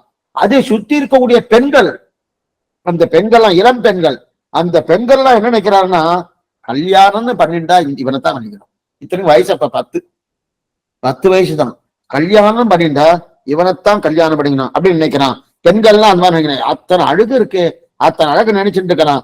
அதே தகப்பனார் வசுதேவரன், அதே ஒரு நந்தகோபரன், இவாரெல்லாம் பார்த்தோன்னு நம்ம குழந்தைங்க இங்க வந்து சண்டை போட வந்திருக்கானே, நன்னா இருக்காளே, நன்னா சண்டை போடுவான் போல் இருக்கு அப்படின்னு யார் நினைக்கிறா, இவ தாயார் தகப்பனார் வசுதேவரன் நந்தகோபுரம் அதை நினைச்சுட்டு இருக்கானா. கோகுலத்தில் இருக்க மக்கள்லாம் என்ன நினைக்கிறான்னா, நம்ம மாடு மேய்க்கிற கண்ணன், நம்ம கண்ணன் இங்க வந்து என்னென்ன ஜாலங்கள்லாம் காட்ட போறாம இருக்கு. ஏன்னா அங்க நிறைய ஜாலங்கள்லாம் காட்டிட்டு அகார, அதாவது அங்க இருக்கக்கூடிய ஒவ்வொரு இடத்துக்கும் எத்தனை சகடாசுரன், அதே போல அகாசுரன், பகாசுரன், ஒவ்வொருத்தருக்கும் ஜாலம் காட்டினோம். அந்த மாதிரி ஜாலம்லாம் காட்ட போறாம இருக்கு அப்படின்னு நினைக்கிறான் இல்லையா. இதெல்லாம் நினைச்ச கடைசியில கம்சன் நினைக்கிறான். கம்சன்னா மிருத்து தேவதை வந்துருத்தோ, கூட்டத்தின் வாழ்வு இந்த கும்பகர்ணனும் அப்படின்னு பாட்டு இருக்கணும் திருப்பாவையில. கூட்டம்னா மிருத்து தேவதை, அந்த மரண தேவதை. மிருத்து தேவதை வந்துருத்தோன்னு யார் நினைக்கிறது, கம்சன் நினைக்கிறான். அப்ப ஒரே கண்ணன் நினைக்கிறவாவுடைய ஒவ்வொரு அபிப்பிராயம் மாறுறது பாருங்க. ஒருத்தர் என்ன பண்றார், கண்ணனை கல்யாணம் பண்ணிக்கணும்னு நினைக்கிறார் பெண்கள், இளம் பெண்கள்லாம். இன்னொருத்தர் என்ன பண்ணிக்கிறார், மல்லர்கள்லாம் இடி வந்தா போல இருக்குன்னு நினைக்கிறார். அது அங்க சுத்தி இருக்கக்கூடிய ஸ்பெக்டேட்டர்ஸ், பார்வையாளர்லாம் இவர் தான் மனிதர்கள் மாணிக்கம் நினைக்கிறார். இங்க இருக்கக்கூடிய தாயார் தகப்பரா நினைக்கிறான்னா நம்ம கண்ணன் இங்க வந்து சண்டை போட பராம இருக்குன்னு நினைச்சுட்டு இருக்கா. அங்க இருக்கக்கூடிய மக்கள் எல்லாம் பார்த்து மாடு மேய்க்கிற கண்ணன், ஏதாவது கோகுல மக்கள் மாடு மேய்க்கிற கண்ணன் வந்துட்டா ஏதாவது மாயாஜாலம் காட்ட போறா அப்படின்னு நினைச்சிட்டு இருக்கா. கம்சனும் எனக்கு மிருத்தி தேவதை வந்துட்டு நினைக்கிறா இல்லையா. அப்ப அதிலே மல்லர்களுக்கு இடி வந்தா படம் வந்தனா இப்ப ஊரே பயப்படுறது. ஊரே இந்த கண்ணனை பார்த்து பயப்படுச்சு. அந்த கண்ணனுக்கு என்ன வருமோன்னு பெரியாழ்வார் பயப்படுறாரு. அதுதான் இப்ப எடுத்துக்கிறது. ஊரே பயந்துட்டு இருக்கு. கம்சம் பயப்படுறான், மல்லர்கள் பயப்படுறா, இவாரெல்லாம் பயந்துட்டு இருக்கச்சே. அவருக்கு ஏதாவது ஆபத்து வந்துரும்னு கண்ணனுக்கு என்ன வந்துடும் இவர் பயந்துட்டு இருக்காருன்னா, இத்தனை நாய் சொன்னதெல்லாம் பகவானின் பராக்கிரமத்தை விளக்கத்தான் வந்தாரு. இப்படி மேம்பட்டவன் என்று நமக்கே நல்லா தெரியுறதே சுவாமி. பெரியாழ்வார் தெரியாத, எனக்கு தெரியாத சுவாமி. அவன் என்ன அவாப்த, அவனுக்கு இருக்கணும் சர்வஜன், சர்வசக்தன், பிராப்தன், பூர்த்தன். அவருக்கு இருக்கு நதஸ்யமஸ்ய அப்யதிகஸ்ய திஷ்யத்தே, தன் ஒப்பார் இல்லப்பன். என்னப்பன் எனக்காயுகளாய் என்னை பெற்றவளாய் பொன்னப்பன் மணியப்பன் முத்தப்பன் மின்னப்பனுமாய் மின்னப்பன் மதில்சூ திருவிண்ணகர் சேர்ந்தாப்பன் தன் ஒப்பார் இல்லப்பன் இத்தனை பெரியவனா இருக்கச்சேது நமக்கே தெரியறது சுவாமி. அப்படி இருக்கச்சே அது மட்டும் இல்ல, இவர் எப்படி பெரியாழ்வார் யாரு? பகவானாலேயே மயர்வர மதுரம் அருளை பெற்றவர். அப்ப பெரியாழ்வாருக்கு பகவானின் பராக்கிரமம் தெரியாமல் போகுமான்னா நன்னா தெரியும், நன்னாவே தெரியும். நன்னாவே தெரிஞ்சபடியால் தான் பயப்படுறாருன்னார் சுவாமி. இங்கதான் கொஞ்சம் கஷ்டமா இருக்கு. நன்னாவே தெரியும் சொல்லு, அதனாலதான் பயப்படுறேன். ஏன்னா ஏன் இந்த மாதிரி பயப்படுறான்னா, சுக்ரீவன் பயப்படலையே சுவாமி, முதல்ல பயந்தான். விபீஷணால என்ன ஆபத்து வருமோ, வாலியால என்ன ஆபத்து வருமோ முதல்ல பயந்தான். ஆனா அப்புறம் அந்த பயம் போயிடுத்தணும். அதே போல இப்ப பெரியாழ்வார் என்ன பண்ணிக்கணும், முதல்ல பயந்து இருக்கட்டும், வாஸ்துவம் தான். சுக்ரீவன் இருக்க போல இது மாதிரி பயப்பட்டோம், அப்புறம் பயம் போயிருக்கணுமான்னா சுக்ரீவனுக்கெல்லாம் சுமாரான பக்தி தான், அதனால பயம் போயிடுத்து. இதுதான் நம்ம பூர்வாச்சாரியர் சொல்லக்கூடிய ஆச்சரியமான அர்த்தம். சுக்ரீவனுக்கு சுமாரான பக்தி தான், அதனால பயம் போயிடுத்து. பெரியாழ்வார்க்கு அதீத பக்தி, அதனால பயம் போகாமல் இருந்தது. ஏன் இவருக்கு பயம் போகிறேன்னா அங்க சுமார்தான் சுவாமி பக்தி. ஏன்னா கும்பகர்ணன் எழுந்து வந்தோம், வால்மீகி அங்க ஒரு மாதிரி ஆச்சரியப்பட்டார். எழுந்து நடந்து வரத பார்த்த உடனே அங்க லங்க எழுந்து நேர கிஷ்கிந்துக்கே ஓட்டத்துக்கு ஓட்டம் பிடிக்கிறானா சுக்ரீவன், அந்த அளவுக்கு ஓட்டம் கண்டானா. பார்த்த உடனே அவ்வளவு பயம் வந்துருத்தான் கும்பகர்ணனை பார்த்த உடனே. இவாளுக்கெல்லாம் என்ன பக்தி தெரியலையே. இதுக்கு சொல்ல வந்தேன்னா அந்த பக்தி சுமாரான பக்தி, சுக்ரீவனுடைய பக்தி. ஆனா ஆழ்வார் பக்தி அப்படி அல்ல. மயர்வர மதில் அருளப்பட்டவர அதீதமான பக்தி, அதீதமான பக்தி இருக்கிறபடியாலே, அதீதமான பக்தி இருக்கிறபடியாலே இவருக்கு பயம் போக மாட்டேங்குது. சுக்ரீவன் போயிடுத்துன்னா பக்தி சுமாரான பக்தி. மேலும் ரொம்ப சக்தியாசாலி இந்த இடத்துல பாருங்க, ரொம்ப சக்திசாலியா ஒரு பிள்ளை இருக்கணும்னு வச்சுக்கேன். ஒரு பிள்ளை இருந்தாலும் எதற்கடுத்தா இந்த பிள்ளைதான் முன்னாடி போய் நிற்கணும்னா அதை தாயார் பயந்துட்டே இருப்ப. ரொம்ப சக்தி தான், அந்த பிள்ளைக்கு நிறைய சக்தி இருக்கு. ஆனா எந்த ஊர்ல எது நடந்தாலும் இந்த பிள்ளைதான் முன்னாடி, நான் முன்னாடி போயினா இந்த தாயார் பயந்துட்டே இருப்பா இல்லையா.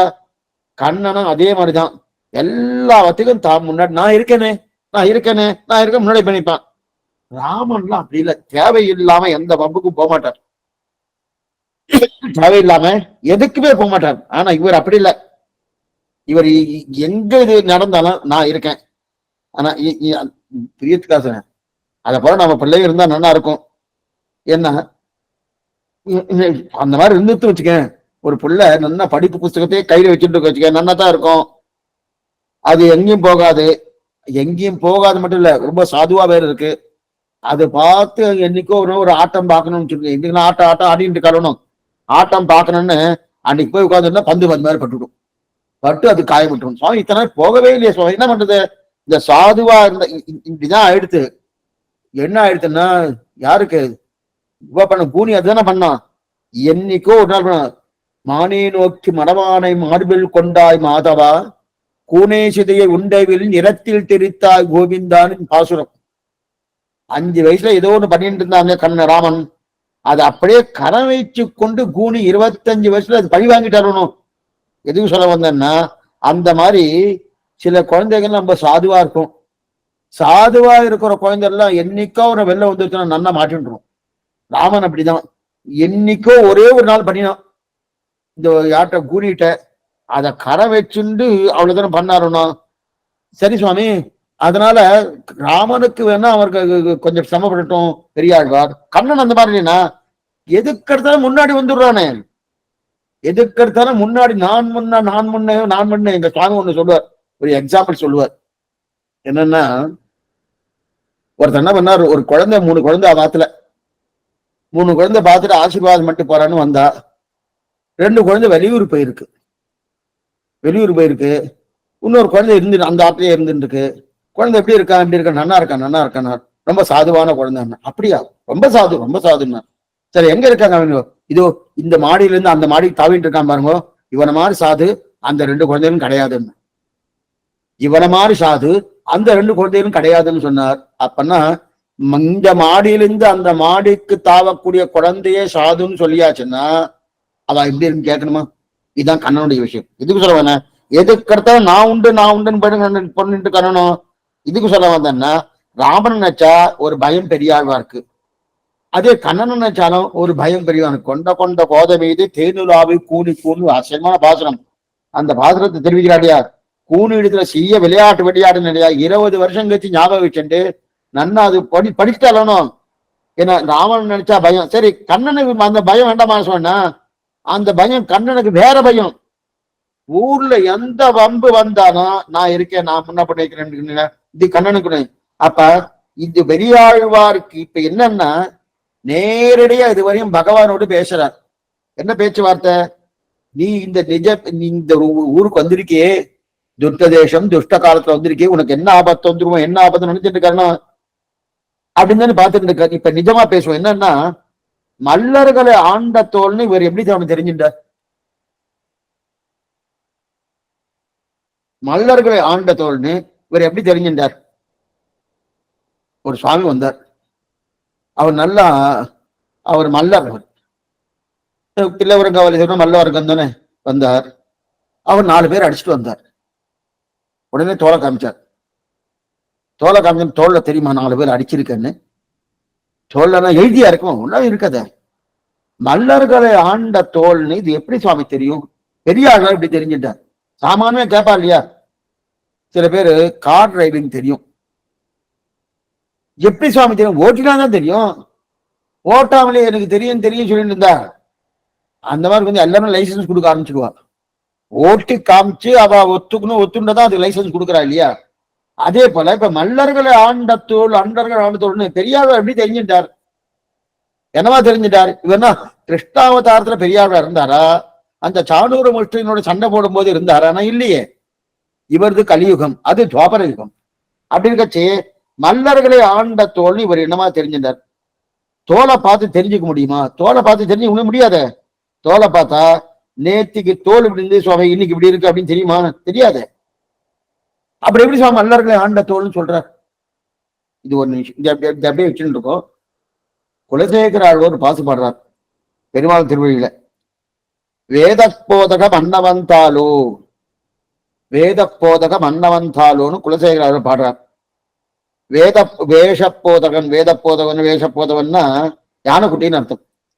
வேஷம் வேஷம் யானைக்குட்டின்னு அர்த்தம். யானைக்குட்டியை போட்ட கரணைன்னு சொல்லியிருக்கார். இப்ப தாலாட்டு பாடுறார். இந்த தாலாட்டு யசோதை என்னைக்கோ பாடியிருக்கா. யசோதை என்னைக்கோ பாடினத இப்ப திரும்ப குலசேகரர் தேவகி புலம்பின புலம்பலாக பாடிட்டு இருக்கார். இன்னைக்கு வேஷப்போதகன் மன்னவந்தாலோ அப்படின்னு சொல்லி தெரிவிக்கிறார். யானைக்குட்டியே தாலேலோ, யானைக்குட்டியே தாலேலோன்னு யசோதை பாடியிருக்கா. இவர் அதே மாதிரி பாடிட்டு இருக்காருன்னா, சுவாமி யசோதா அன்னைக்கு பாடினா சிறு வயசு, இப்ப தேவைக்கு புலம்பிய புலம்பல்னா 10 வயசு. அப்ப 10 வயசு இருக்கச்சு. இப்ப கம்சனையும் கொண்டாச்சு. மாதா பிதாக்களை சேவிப்பதற்காக தேவைக்கு வந்திருக்கானு. இப்ப பார்த்தா இப்படி யானையை போல் இருக்கணும். இப்ப யானையை போல கண்ணன் இருக்கான். அதனால அப்ப 10 வயசுக்கு முன்னாடி என்ன இருந்திருப்பா? யானை குட்டியாதுன்னு இருப்பா. அதனால வேஷப்போதவன் மன்னவன் தாளோன்னு குலசேகர ஆவணத்துல தேவைக்கு புலம்பல. அந்த மாதிரி நம்ம மல்லாண்ட தென்றோர் சொல்ல முடியுமான்னா சொல்ல முடியாது. பார்த்தா மல்லர்கள் ஆண்டத்தோடு சொல்ல முடியுமா? சொல்ல முடியாது. இன்னொரு திட்டான்னு சொல்றேன். அம்பன்ன கண்ணால் அசோத தன் சிங்கம். அம்பன்ன கண்ணால், இது திருவெங்கியாழ்வார் பாசனம். அம்பன்ன கண்ணால் அசோத, அம்பு போன்ற கண் படைத்த யசோதையின் சிங்க குட்டி இவன். அம்பு போன்ற கண் படைத்த யசோதையின் சிங்க குட்டி இவன். சரி சுவாமி, அம்பு போல கண் படைத்தவன் இவனுக்கு எப்படி என்னமா நீ கண்டுபிடிச்சேன்னா, அம்பு போல யசோத கண்ணு இருந்துதான். கண்ணின் எங்க சுவாமி கண்டுபிடிச்சாருன்னா, அசோத கண் அம்பு போல இருந்ததுன்னு இவர் எங்க கண்ணு இப்படி பார்த்தாருன்னா, யசோதைக்கு இருந்து பார்த்தாருன்னா அம்பன்ன கண்ணால், அது யசோதைக்கு பேரு அம்பன்ன கண்ணால், அம்பு போன்ற கண் படைத்தவள் சொன்ன. ஆனா இப்ப கண்ணனுடைய கண் பார்த்தா அம்பு போல இருந்துதான். தாயிட்ட இருந்தாதான் கண்ணனுக்கு வரும். அதனால அம்பன்ன கண்ணால் அசோத தன் சிங்கம்னு சொன்னது காரணம் என்னன்னா, ஆகிட்ட என்ன அம்பு போன்ற கண் இருந்திருக்கணும். இருந்தபடியால் இப்ப அம்பு போன்ற கண் குழந்தைக்கும் கண்ணனுக்கு வந்திருக்குன்னு தெரிவிக்கிறார். இதுக்கு சொல்ல வந்தன. அதே போல இங்க இங்க என்ன தெரிவிக்கிறார்? மல்லாண்ட தென்தோல் என்னமா சொல்ல தெரியும்? மல்லாண்ட தென்தோல்னு எப்படி கண்டுபிடிக்கலாம்? மல்லர்களை ஆனதுன்னு இதுக்கு ஆச்சரியமா தெரிவிக்கிற தோடிட்ட காது என்னுமா போலேன்னு எடுத்திருக்காரு. என்ன படிக்கணும்? தோடிட்ட காது என்னுமா போலே அப்படின்னார். தோடிட்ட காதுன்னா இப்ப இது தோடு போட்டு இருக்கணும், கமல் எல்லாம் போட்டு இருக்கணும். இத கைட்டியாச்சுன்னா இந்த எண்ணெய் ஸ்நானம் பண்றா வச்சுக்கேன். இன்னைக்கு எண்ணெய் ஸ்நானம் எல்லாம் இருக்கான்னு தெரியாது. நல்லெண்ணெய் நல்லா தேய்ச்சி அது ஒவ்வொரு சனிக்கிழமையும் இல்லை புதன்கிழமை சனிக்கிழமை தேய்ச்சி சூட்டை கலைக்கிறதுக்காக அது மாதிரி போட்டோம்னா குளிர்ச்சியா இருக்குன்றதுக்காக தேய்ச்சி. அப்ப எண்ணெயை தேய்ச்சி குளிக்கணும்னாலே இந்த கமல்லாம் கட்டிடுவா.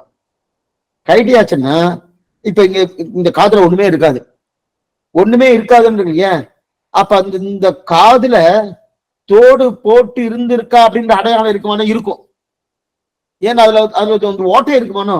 அந்த ஓட்டைய இன்னைக்கு நீங்க சிவபெருமான்ல போய் எம்பெருமானா சேவிச்சோன்னா பெரிய காது, பெரிய காது, காதுகாப்புன்னு பேர் இதுக்கு. ஆச்சரியமான தெரியுது அந்த காதுகாப்பு. இது சொல்ல வந்த. அதே போல இந்த காது இருக்கு இல்லையா, இந்த கைடியாச்சுன்னா அந்த ஓட்டை இருக்குமானோ? அந்த ஓட்டையை பார்த்த உடனே என்ன தோணும்? இது தோடு போட்டிருக்கா, இப்ப கைட்டே இருக்கா. அப்ப முன்னாடி தோடு போட்டிருக்காங்க. தோடிட்ட காது என்னமா போலே அதே இப்ப இன்னொரு அடையாளம் சொல்லிடலாம். நம்ம ஸ்ரீவைஷ்ணவ இப்ப வியாக்கியானத்தை எடுத்திருக்காரு. ஸ்ரீவைஷ்ணவ இன்னொரு அடையாளம் சொல்லலாம். திருமண் காப்பு எட்டு இருக்குமோனும் இந்த சுவாமி தீர்த்தமாட்டி வந்தாருன்னா அந்த திருமண் காப்பி வச்ச அடையாளம் அப்படியே தெரியும். இன்னைக்கு நீங்க சிவபெருமுதர் எம்பெருமானார் திருமேனி அர்ச்சா விக்கிரக திருமேனி சேவிச்சல்னா திருமஞ்சனம் ஆனதுக்கு அப்புறம் பூர்த்தியா திருமண் காப்புக்கு முன்னாடி சேவிக்கணும், ஏகாந்தமா சேவிக்கணும். சேவிக்கச்சு அப்ப எப்படி இருப்பாருன்னா அந்த திருமண் காப்பி வச்ச அடையாளம் அப்படியே தெரியும். தங்கள திருமணம் அப்படியே அந்த அடையாளம் அப்படியே தெரியறது இல்லையா? அது இப்ப அந்த அடையாளம் தெரிஞ்ச உடனே என்ன தெரியுது? சுவாமி இது திருமண் காப்பு வைத்த திருமுக மண்டலம் தெரியுறதோனும். அதே போல தோடிட்ட காது என்னமா போலன்னா தோடு காய்ட்டினாலும் தோடிட்ட அடையாளம் அப்படி இருக்கு இல்லையா? திருமண் காப்பு போனாலும் அந்த திருமண் காப்பை வச்சு தீர்த்தமாட்டு வந்த அடையாளம் அப்படியே இருக்கணும். இந்த விஷயத்தை தான் திருமங்கையாழ்வார் தெரிவிக்கிறார். தூவிரிய மலருடைக்குன்னு ஒரு பதிகம். அந்த பதிகத்துல தூது விடுகிறார். தூது விடுறச்சே நம்மாழ்வாரும் தூது விட்டார். பிரியத்துக்காக சொன்னேன், ஞாபகம் வந்தபடியா சொல்லிட்டு இருக்கேன். நம்மாழ்வாரும் தூது விட்டார். 4 தூது நாளுக்கு விஷயம் ஆச்சாரிய தேகர் எடுக்கிறார். அஞ்சிரைய மடனாராய், வைகல் பூங்கழிவாய், எங்கான லகங்கழிவாய், பொன்னுலகாலீரோ புவனமுழுதாலீரோ 4 தூது. அதே போல திருவங்கையாழ்வான் தூது விட்டார். 4 பாட்டு தூது விட்டார். தூது விடணும்னா நினைக்கும் போதே பெரிய வருத்தம் ஏற்படும். ஏன்னா பறவையை பார்த்தே தூது விடணும். பகவானை பார்க்கப்படாது. பறவையை பார்த்து எந்த குறுகையோ இல்ல நாரையோ ஏதோ அதை பார்த்தே தூது விடணும். 10 பார்த்து பாடணும். பகவானை பார்க்கப்படாது.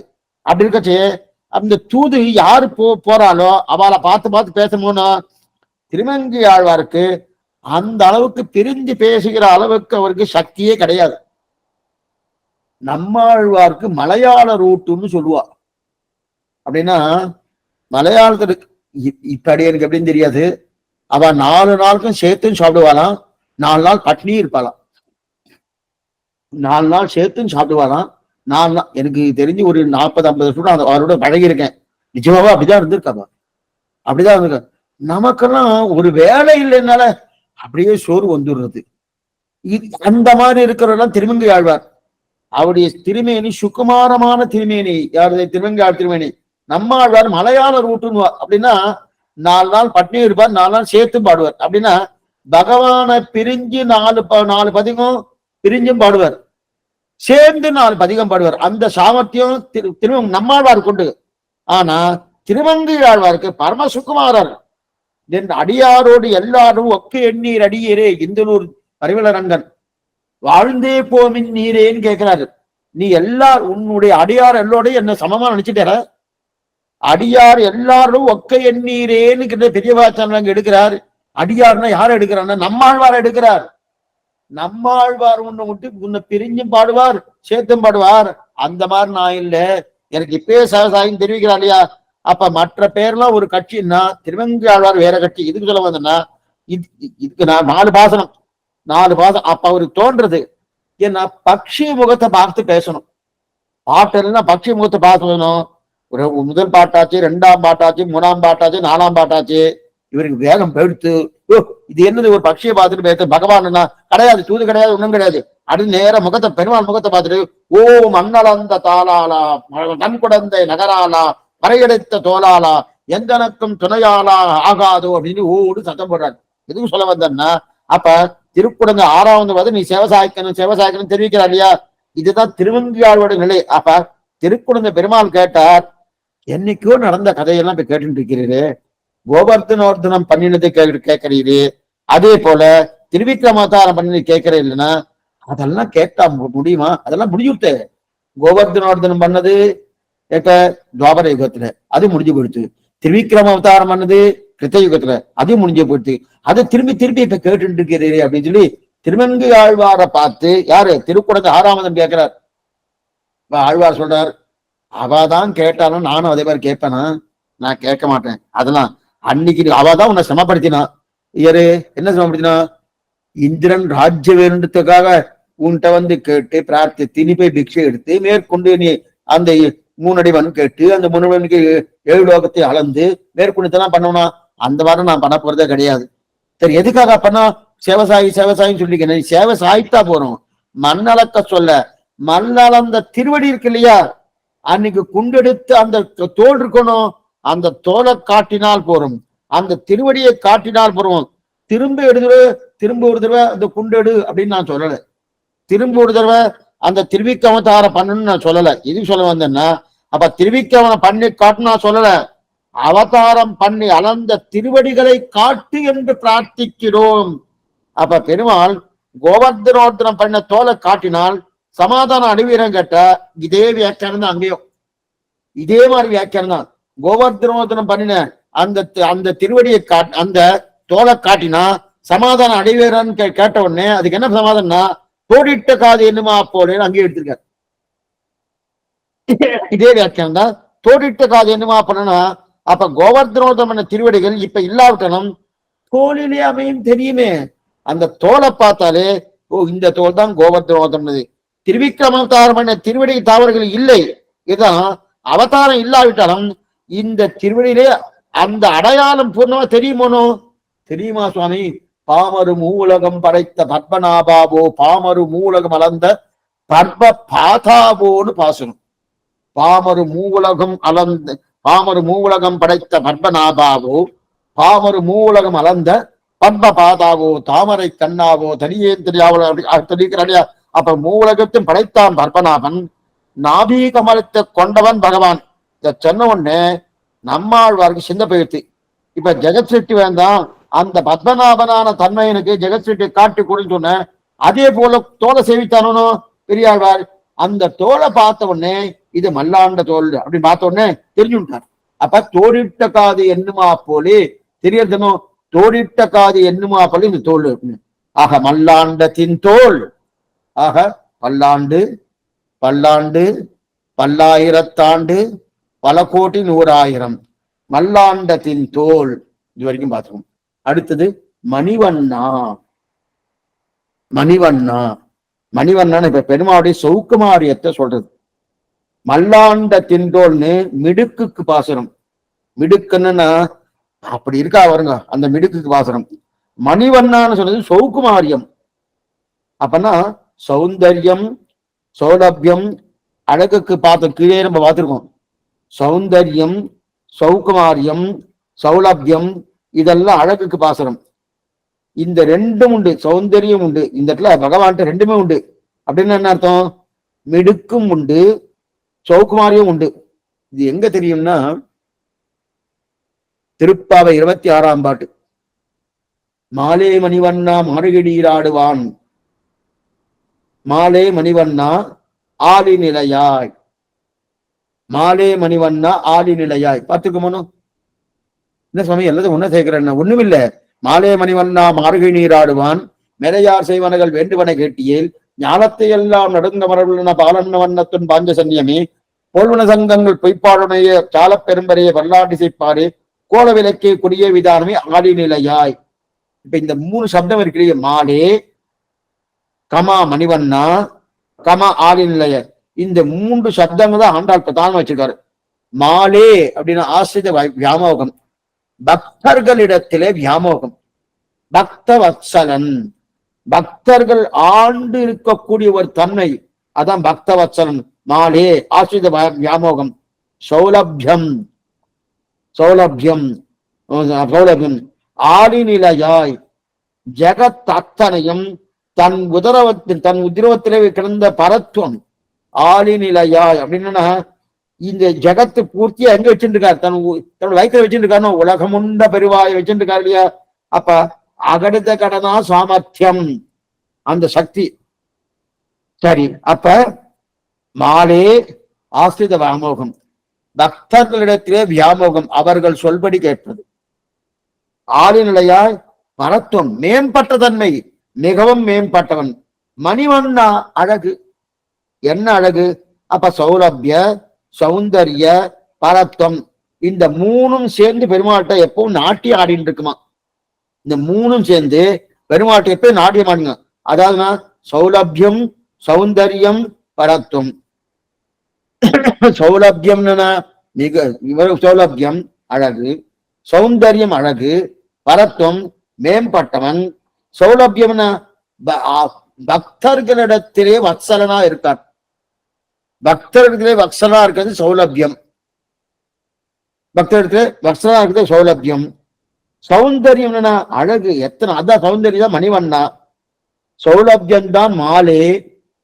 என்ன பாத்துங்க, மாலே ஈக்குவல் சௌலபியம், மணிவண்ணா ஈக்குவல் சௌந்தர்யம், ஆலி நிலையா ஈக்குவல் பரத்துவம். அப்ப பரத்த சௌலபிய சௌந்தர்யங்கள், இது 3 பகவான் எப்பவுமே இருந்துருக்கும். இது 3மே நாட்டியம் ஆடுது. இந்த 3ம் சேர்ந்துதான் பகவத் தத்துவம். திடீர்னு யாராவது கேட்டா பகவத் தத்துவம்னா என்ன சுவாமி? பகவத் தத்துவம்னா என்னன்னா இந்த 3ம் சேர்ந்தது பகவத் தத்துவம். பரத்த சௌலபிய சௌந்தர்யங்கள் எங்க இருக்கு? மாலே மணிவண்ணா ஆலி நிலையாய். 100க்கு 100 பார்க்கு. 100க்கு அந்த காலத்து இந்த மாதிரிலாம் குழந்தைகளுக்கு இந்த மாதிரிலாம் கொடுப்பா. இந்த மாதிரிலாம் போட்டி இருக்கும், இந்த மாதிரி இருக்கும், பரீட்சை இந்த மாதிரிலாம் இருக்கும். இன்னைக்கு அதெல்லாம் ரொம்ப குறைஞ்சு போயிடுச்சு. இதை விட்டுட்டு வேற எதையோ நாடகத்துல எத்தையோ கேட்கறா பாருங்க, தேவையில்லாது அதெல்லாம் கேட்டு இருக்கா. இதுதான் கேட்கணும். இப்ப பரத்த சௌலபிய சௌந்தரியங்கள்னா மாலே மணிவண்ணா ஆதி நிலையாய். இது ஒரு ரசிகர் ஒண்ணு சொன்னாரு, ஆச்சரியமான விஷயம். வியாக்கியானத்தை எங்க இருக்குன்னு கேட்டுறாதுங்க, அப்படின்னு தெரியாது.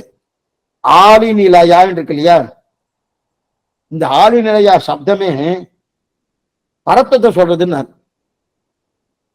இப்பத்தனே நீங்க அதான் சுவாமி சொல்றேன், அவன் பரத்துவம் தான் சொன்னேன், இப்பவும் பரத்துவம் தான் சொல்றேன். சரி, இப்ப என்ன புதுசா பரத்துவம் சொல்லிட்டு இருக்கேன்னா ஆங்கிலத்துல பரத்துவம் சொல்றதுன்னு, இங்கிலீஷ்ல பரத்துவம். அது என்ன சொன்னா, ஆல் இன் இலையாய், ஏஎல்எல் ஆல் இன், ஆல் இன், ஆல் இன் இலையாய். இலையாய்னா லீஃப், லீஃப் அதான் லீஃப் நம்ம வச்சுக்கிறோம். அப்ப ஆல் இலைனா எல்லாம் இந்த இலக்குள்ள இருக்கு. அப்ப இலக்குள்ள இருக்குன்னா பகவான் அந்த இலக்குள்ள தான் இருக்கு. அப்பனா தான் பரத்துவம். ஆளின் இலையாய் அப்பன்னா இந்த உலகமே தன் வயிற்றுல வச்சுட்டு தரணும். அதைத்தான் ஆளின் இலையா இங்கிலீஷ்ல எங்க இருக்குன்னு கேட்டுறதுக்கு கிடையாட்டுக்காக சொன்னேன். இந்த மாதிரி வியாக்கியானத்தில் இருக்கான்னு கேட்டுறதுக்கு கிடையவே கிடையாது. யாரோ ஒரு ரசிகர் சொன்னாரு, திரும்பி உங்களுக்கு சொல்லிட்டு இருக்கேன், இதோட மறந்துடும். ஆளின் இது இன்னொன்னு சொல்லிடுறேன். இன்னொன்னு அவர் சொன்னார், திருத்தலவில் இவங்கள பாசனம், அதுல இது மாதிரி இங்கிலீஷ்ல வருது. அந்த என்ன பாசனம் தெரியுமா? துவரில் மா மணிமாடமோங்கு தளவில்லை மங்கலம் தொடும் இவலை நீரின் அன்னமேருமா காசையில்லை விடுவினோ தவளவன்மன் சங்கு சக்கரம் என்னும் தாமரை தடங்கன் என்னும் குவளைவன் மலர்கந்தல் நீர் மல்க நின்னிருந்து குமுறுமே. இது பாசுர பதிகத்தின் முதல் பாட்டு. இந்த கடைசி பாட்டு, சிந்தையாலும் சொல்லாலும் செய்கையினாலும் தேவபிரானையே தந்தைதாயன்றடைந்தவன் குருகூர் அவர் ஷடகோகன் முந்தைய ஆயிரத்தில் வை தொலைவில் மங்கலத்தை சொன்ன சந்தமிழ் பத்தம் வல்லார் அருமை செய்வார் திருவாளுக்கேன் பாசுரம். இதுல சிந்தையாலும் சொல்லாலும் செய்கையினாலும் தேவபிரானையே தந்தை தாய் என்று அடைந்த வன் குருகூர் அவர் ஷடகோபன் இருக்கு இல்லையா, அவர் ஷடகோபன். நம்மாழ்வார் என்றுதான் ஷடகோபன் பேரு.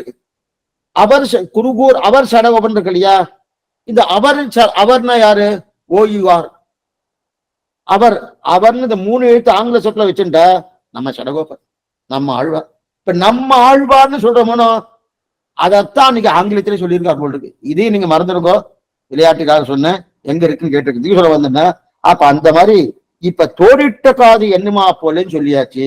இப்ப மல்லாண்ட செஞ்சோன் மணிவண்ணா, அந்த மணிவண்ண சப்தத்துக்கு என்ன தெரிவிக்கிறார்? பரத்த சோலபிய சௌந்தரியங்கள் தெரிவிக்கிறார். ஆச்சரியமான விஷயம். இதற்கு மேற்கொண்டு மணிவண்ணா உன் சேவடி செவ்வி திருக்காப்புன்னு பார்க்கணும். என்னன்றது மேற்கொண்டு அடுத்த வாரம் பார்ப்போம். ஆழ்வார் எம்பெருமானார்ஜிய துள்ளேஸ்வரம், ஆச்சாரியின் திருவடிகளேஸ்வரம், பாகவதால் திருவடிகளே சரணம். சந்தேகங்கள் இருந்தால் அவசியம் கேட்கும்படி பிரார்த்திக்கிறேன்.